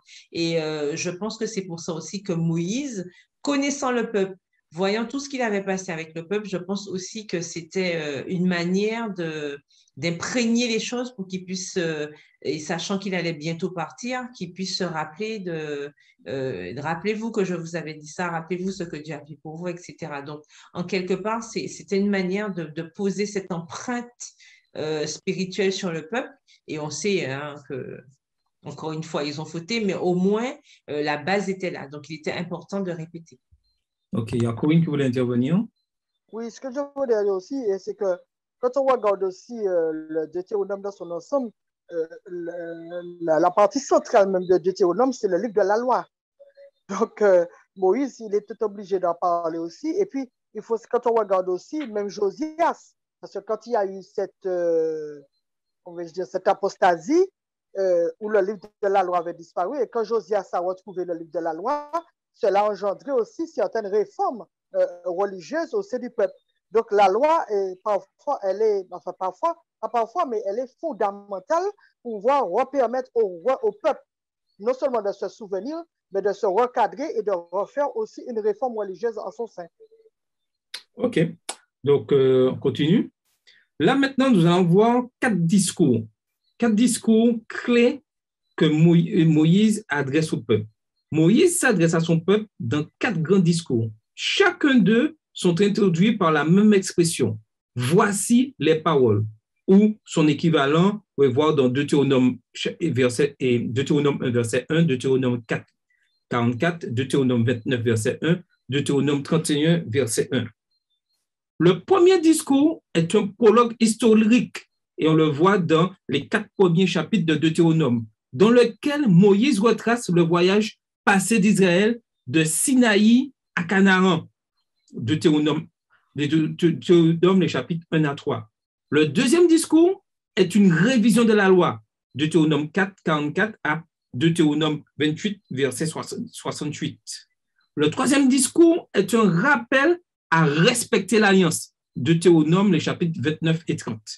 Et le quatrième discours est un dernier appel à lire et à se souvenir de la loi, suivi par le cantique de Moïse, sa bénédiction et ses adieux avant de mourir, les chapitres 31 à 34. L'alliance, une analyse plus attentive de la structure du livre de Deutéronome à la lumière de l'ancienne littérature du Proche-Orient révèle une organisation sophistiquée qui suit le modèle des traités d'alliance antiques entre le suzerain et son vassal égyptien et surtout hittite du 2e millénaire avant Jésus-Christ, qui montre les caractéristiques suivantes. Premièrement, le préambule, Deutéronome 1, versets 1 à 5, prologue historique, Deutéronome 1, 6 à Deutéronome 4, verset 49, stipulation générale, Deutéronome 5, verset 11, spécifique, Deutéronome, les chapitres 12 à 26, bénédiction et malédiction, Deutéronome, les chapitres 27 et 28, loyauté de l'alliance et témoin, Deutéronome, les chapitres 29 et 30. Dieu dans l'histoire, cette structure d'alliance qui confirme l'antiquité du livre et sa paternité mosaïque suggère l'intention de mettre l'accent sur l'alliance de Dieu avec son peuple. Les événements historiques, un rappel des œuvres du salut de Dieu pour son peuple, précédant et jette les fondements de l'alliance, depuis Abraham, en passant par l'Égypte jusqu'à nos jours. Ces événements suggèrent une théologie biblique de l'histoire qui est essentiellement différente de nos conceptions occidentales moderne de l'histoire. Selon la Bible, l'histoire n'est pas le flux mécanique des événements de cause à effet. C'est plutôt le résultat de la présence et des actions continues de Dieu. Dieu initie l'alliance par son action dans l'histoire. Il est le premier qui agit. Et ses œuvres dans l'histoire sont la base de l'alliance. Dieu fait alliance avec son peuple.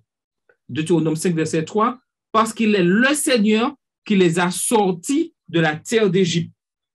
Deutéronome 5, verset 6. Le mot hébreu Debarim, parole, qui est le titre hébreu du livre de Deutéronome, signifie aussi événement et se réfère à l'histoire sacrée des œuvres du salut de Dieu. Le livre des Chroniques qui raconte cette histoire dans l'Ancien Testament est appelé en hébreu Divrei Hayamim, ce qui signifie les paroles de l'époque. Les paroles de Dieu doivent également être lues à travers ces événements de l'histoire.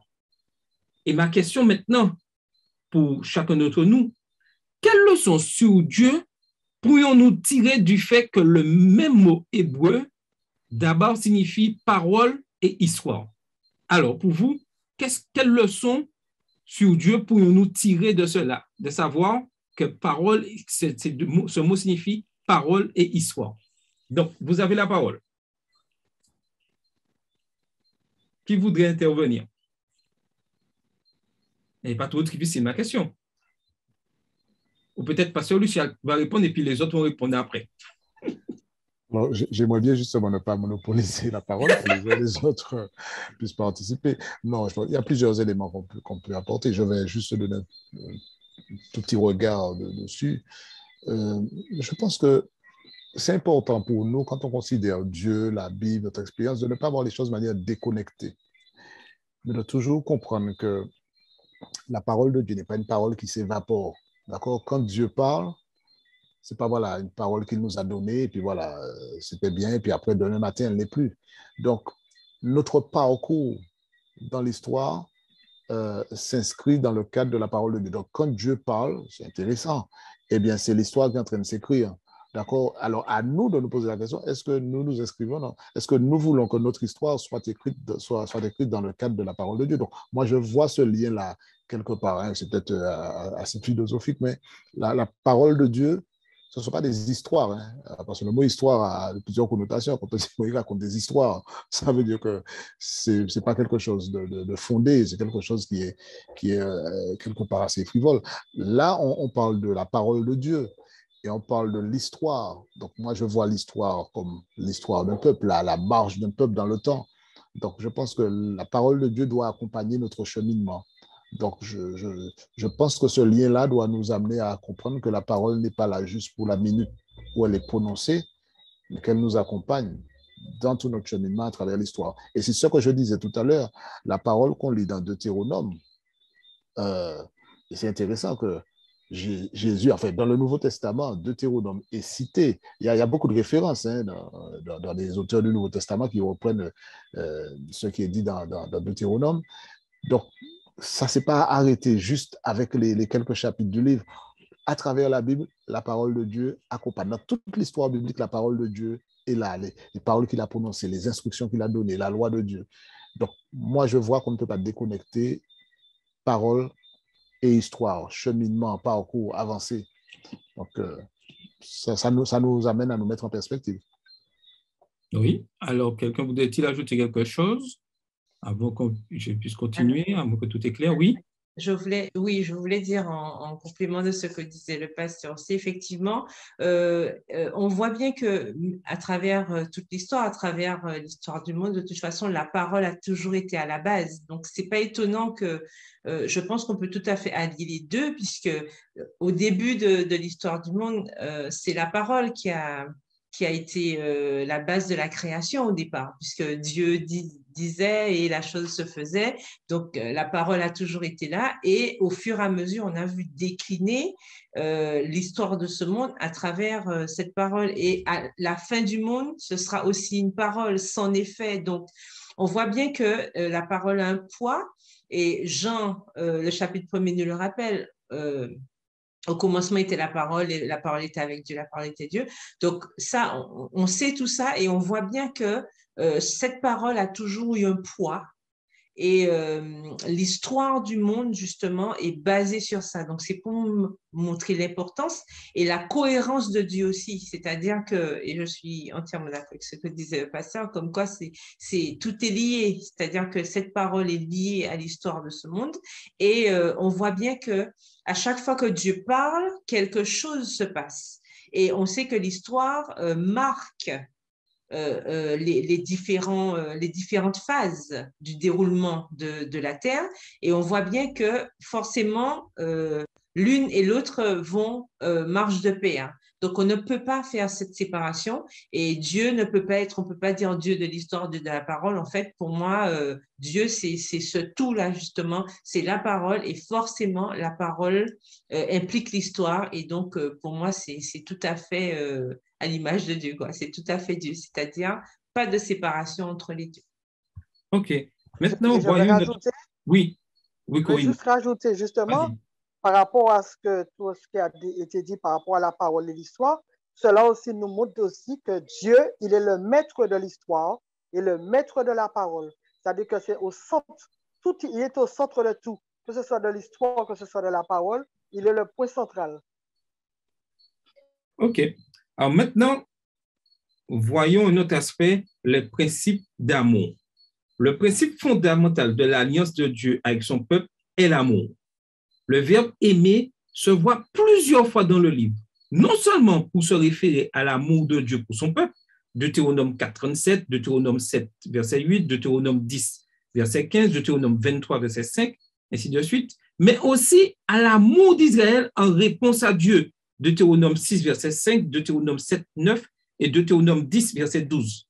Dans le livre de Deutéronome, l'amour divin n'est pas seulement décrit comme une émotion sentimentale. L'amour de Dieu est intense et infini et se manifeste par des événements qui expriment l'intensité, l'authenticité et la nature infinie de son amour.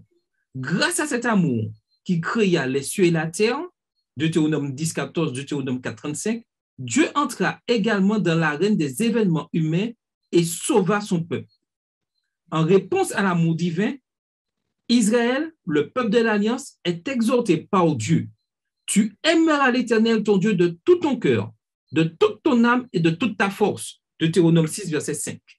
L'amour implique donc le fait qu'il se souvienne de Dieu, l'entendant, s'efforçant de comprendre et d'obéir à ses paroles, le craignent et le servent. Voici ce que Dieu attend de son peuple. Pourquoi l'amour est-il plus qu'une émotion passagère? Pourquoi les commandements de Dieu sont-ils l'expression du principe d'amour? Alors, pourquoi l'amour est-il plus qu'une émotion passagère? Alors, qui voudrait se lancer? Alors, quand on parle d'amour là, effectivement, on parle là de l'amour de Dieu. L'amour de Dieu, c'est vrai, ce n'est pas un sentiment qu'on va prendre comme ça. C'est une relation profonde, c'est une obéissance et c'est un attachement également. Donc, voilà comment je peux exprimer ça. Oui, alors quelqu'un voudrait-il ajouter quelque chose?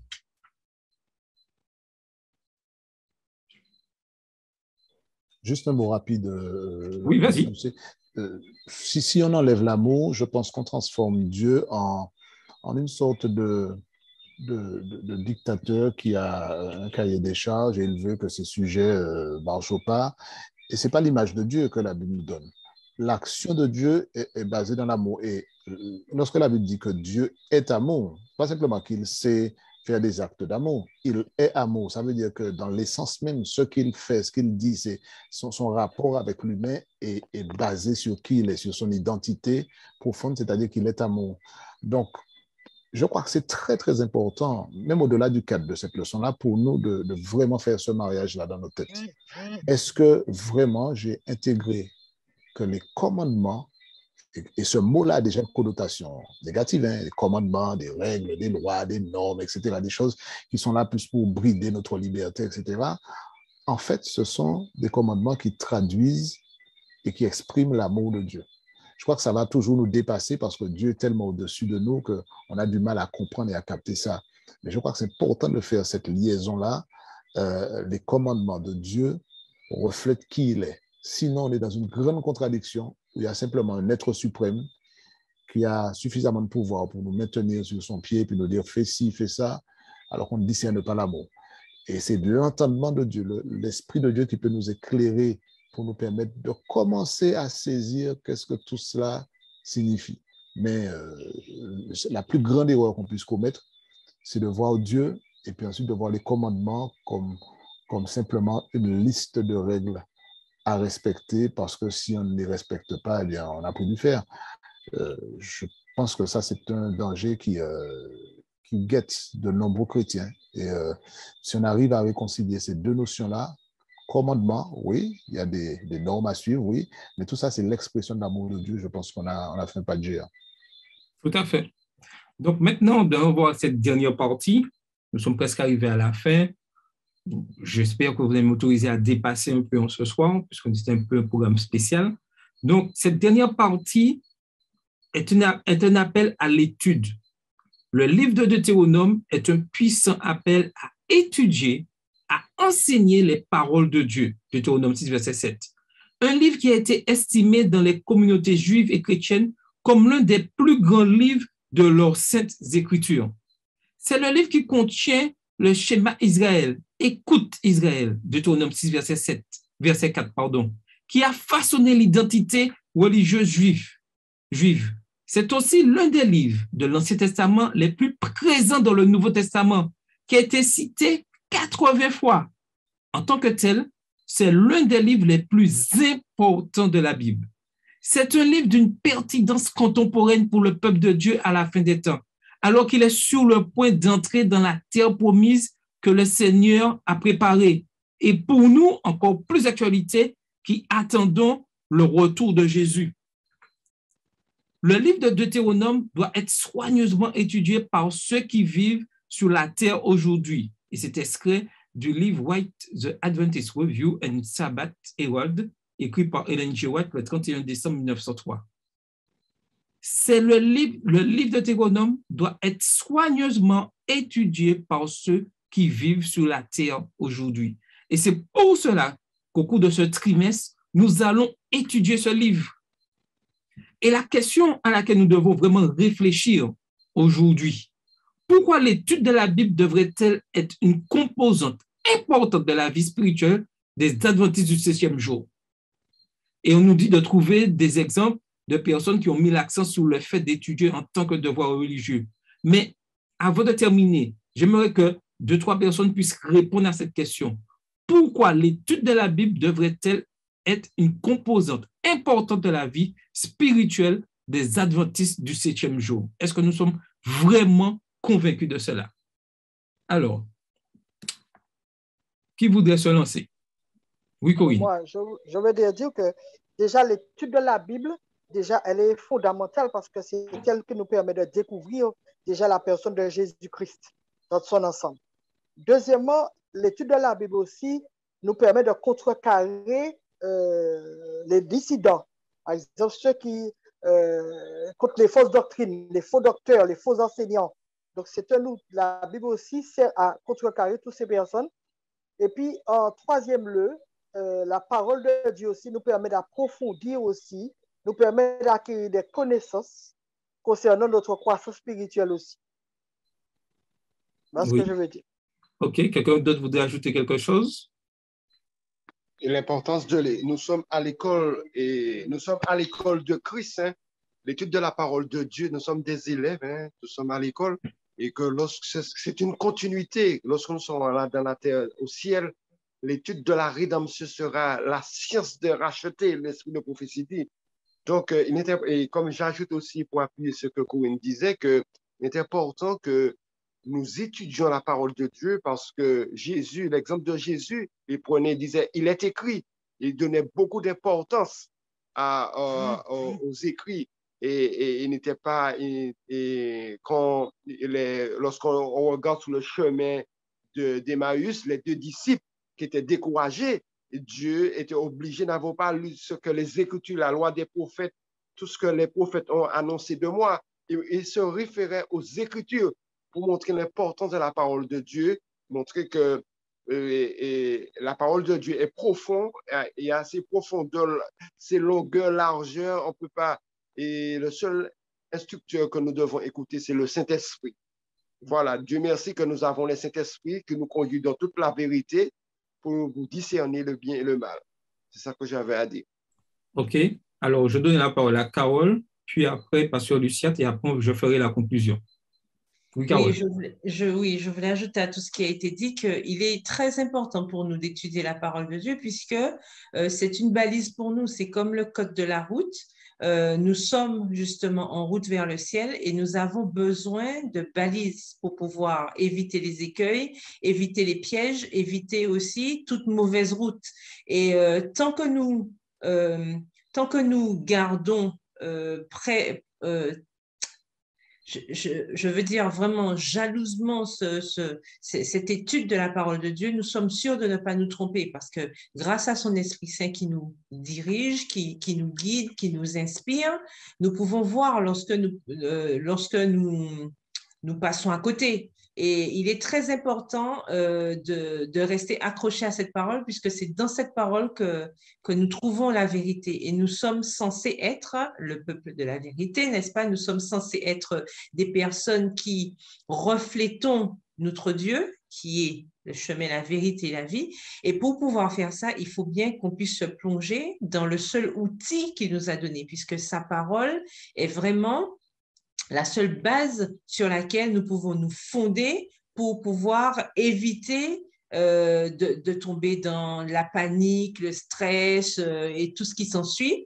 Et on voit bien que, par exemple, les circonstances d'aujourd'hui montrent un petit peu comment le manque d'études de la Bible peut causer parfois beaucoup de stress, beaucoup de découragement parce qu'on a l'impression que, voilà, soit on commence à renier Dieu, ou on ne comprend pas, on se pose un tas de questions, pourquoi Dieu permet-il ceci ou cela, etc., alors que la Bible répond à ces questions-là. Et si nous sommes de fervents étudiants, ben justement, tout ce qui se passe dans ce monde, nous savons par la grâce de Dieu que ce sont des choses qui ont été écrites. L'Éternel nous a avertis. Donc, comme on dit, un homme averti en vaut deux. Si nous savons que ce sont des choses qui vont se passer, il n'y a pas de raison pour que nous puissions paniquer. Et c'est grâce à l'étude de la parole de Dieu que nous pouvons éviter de nous détourner de Dieu justement à un moment où nous devons rester le plus que possible accrochés à notre Dieu. Donc, c'est pour ça qu'il est très important pour nous, d'autant plus que plus nous irons dans la fermeture de l'histoire de ce monde, plus nous aurons affaire à des doctrines, on va entendre des choses qui seront parfois très attirantes, hein, des choses qui vont peut-être nous rassurer, des choses comme ça. Mais si nous avons justement cet outil, si nous avons étudié, nous pourrons faire la différence entre ce qui est vrai et ce qui est faux. Et on pourra éviter de se retrouver dans une situation de panique spirituelle qui ne devrait pas exister, puisque en tant qu'étudiants de Dieu, nous savons que ce sont des choses que l'Éternel avait annoncées. Donc, puisque c'est annoncé, il n'y a pas de surprise. Même si on nous dit que les choses vont aller en s'amplifiant, il n'y a pas de raison de se dire que l'Éternel nous a oubliés ou quoi que ce soit, puisqu'il nous dit bien que lorsque vous verrez ces choses, sachez que. Donc, maintenant, nous sommes dans cette période de sachez que. Donc, maintenant, faisons attention et gardons précieusement toutes ces vérités que nous avons au fond de nous afin de pouvoir avancer dans notre parcours de chrétien par la grâce de Dieu. OK. Une des béatitudes de l'Apocalypse dit « Heureux celui qui lit et qui garde les paroles de ce livre ». Ça résume très clairement le fait que si on veut aller dans la direction de Dieu, on ne peut pas faire l'économie en tant que chrétien de l'étude de la parole de Dieu. Et deuxième élément, nous sommes des adventistes du 7e jour, ce qui dit que nous attendons le retour de Jésus. Et cette bienheureuse espérance-là, il y a une dimension prophétique. Aujourd'hui, en tant qu'adventistes, ce serait inquiétant que nous ne nous attardions pas sur cette dimension prophétique de la parole de Dieu. D'accord? Parce que là, on parle bien du peuple adventiste qui annonce le retour de Jésus, qui se prépare à le recevoir. Donc, cette dimension prophétique-là doit attirer nos regards, notre attention.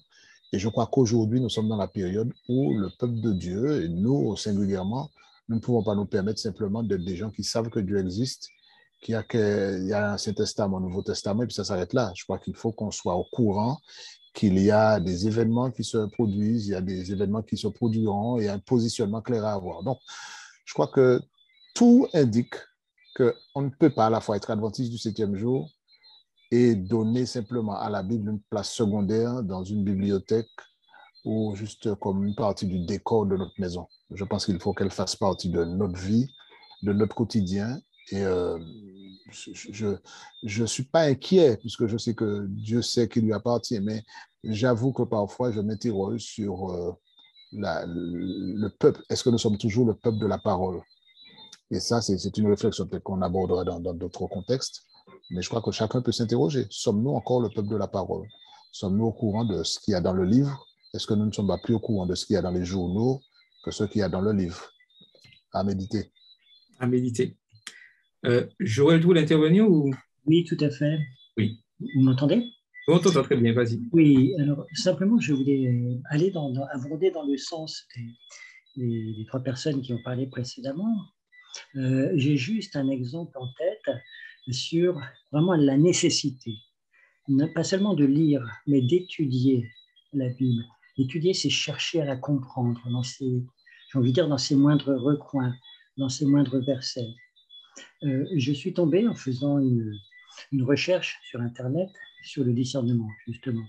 Je faisais une recherche sur Internet et je suis tombé sur un site d'une organisation évangélique européenne, on va dire, et qui cherche à informer ses membres sur, je donne le titre, sectes et mouvements d'erreur.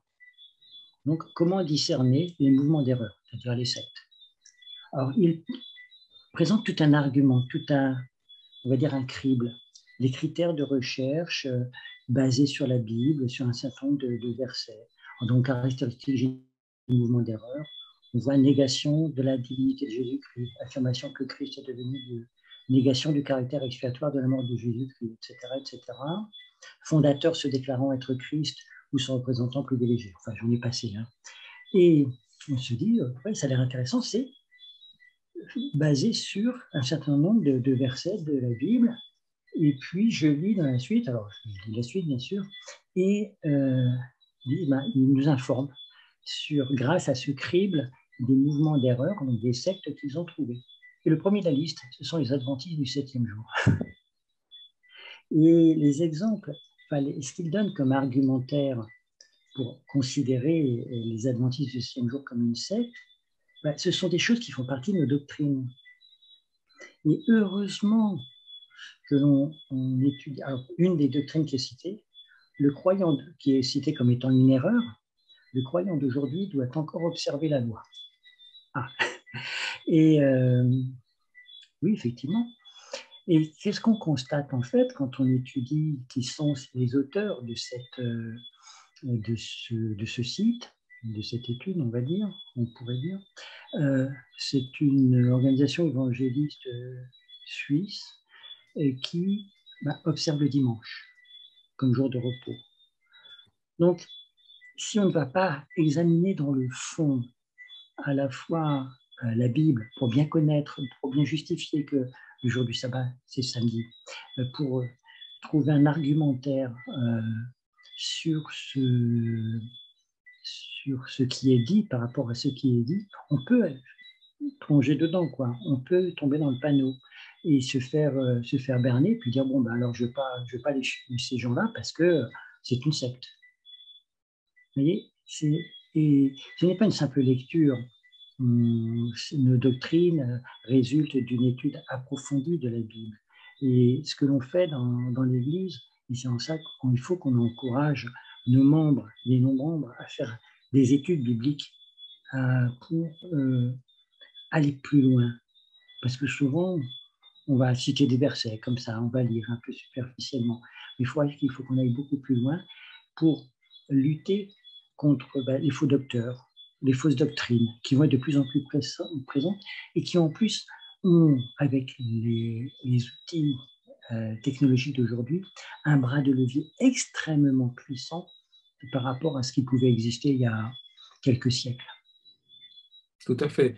Et comme je le répète, et je répète tout le temps, au niveau de l'école du sabbat, nous avons cette richesse d'avoir un questionnaire où chaque jour, il y a une étude. Et il est temps, sérieusement, que chaque adventiste du 7e jour, chaque chrétien qui décide de suivre le Christ, prenne le temps d'étudier chaque jour la parole de Dieu. La question est, en tant qu'adventiste du 7e jour, combien de temps je passe à étudier la parole de Dieu chaque jour? Et c'est quelque chose de clé et qui nous permettra d'avancer et de faire face aux événements qui vont venir. Et il ne suffit pas d'entendre et d'étudier les paroles de Dieu. Nous devons vivre selon ce que nous entendons et comprenons. Voici une légende orale au sujet d'un homme qui trouva une trompette miraculeuse au marché. Le vendeur se vendait de ses qualités magiques. Cette trompette, dit-il, a un pouvoir merveilleux. Si vous soufflez dedans, le feu de la maison sera immédiatement maîtrisé. Dès que l'homme arriva à la maison, il voulut tester la puissance de la trompette. Il mit le feu à sa maison, puis commença à souffler dans la trompette. Et plus il soufflait dans la trompette, plus le feu grandissait et brûlait sa maison. L'homme se mit en colère contre la personne qui lui a vendu la trompette et courut au marché pour s'en plaindre. Le vendeur expliqua alors que la fonction de la trompette n'était pas d'éteindre le feu, mais d'alerter les gens de la ville qui viendront ensuite l'éteindre. L'une des différences les plus importantes entre Dieu et les humains est le fait que lorsque Dieu parle, les choses se produisent. Trouvez des cas dans la Bible qui illustrent ce principe et je vous invite à le faire au cours de ce sabbat.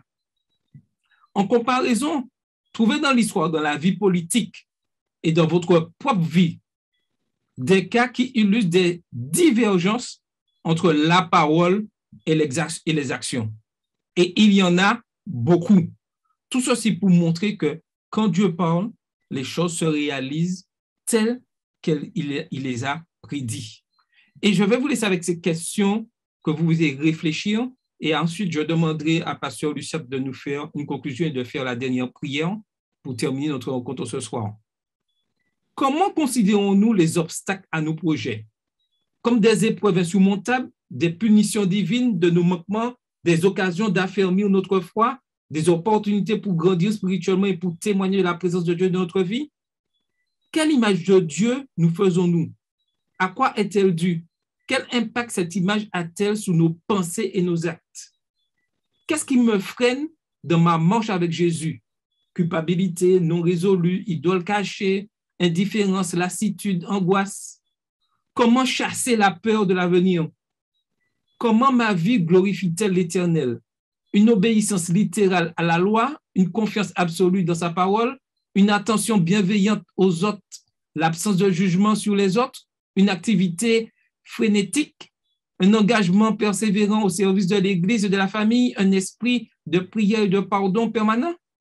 Tout ceci est là pour nous permettre ces questions pour de réfléchir. Maintenant, quelle action je suis prêt à accomplir dans ces derniers temps pour annoncer que Christ revient bientôt? Et je laisse la parole à Pasteur Luciat et ensuite il fera la dernière prière. Oui, en 2 mots, puisque l'heure est déjà dépassée, c'est vrai qu'on a une déclaration que j'ai citée tout à l'heure. Je pense qu'elle est une belle manière de conclure. Hein. Heureux celui qui lit et qui garde la parole. Alors, on a bien compris hein, qu'on ne la lit pas comme on lit un journal. D'accord?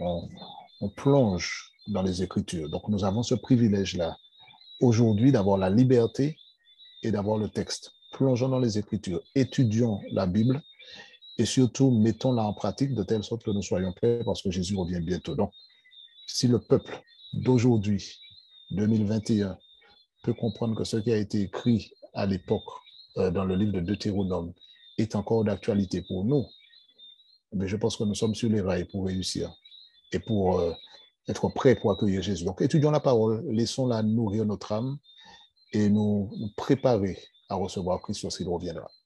Je formule ce vœu-là pour nous tous. Je vous invite à prier. Nous allons conclure avec la prière.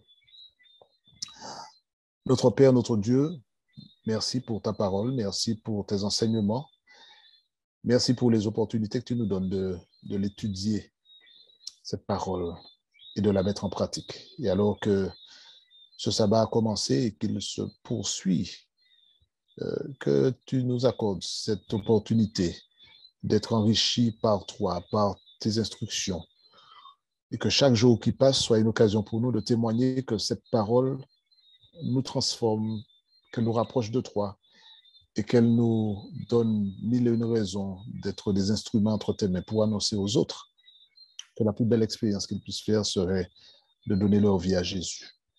Visite-nous par ton esprit et permets à ta parole de demeurer dans nos cœurs et de produire du fruit, de telle sorte que nous puissions t'accueillir lorsque tu reviendras et vivre avec toi pour l'éternité. Dirige tous ceux qui ont participé à cette rencontre.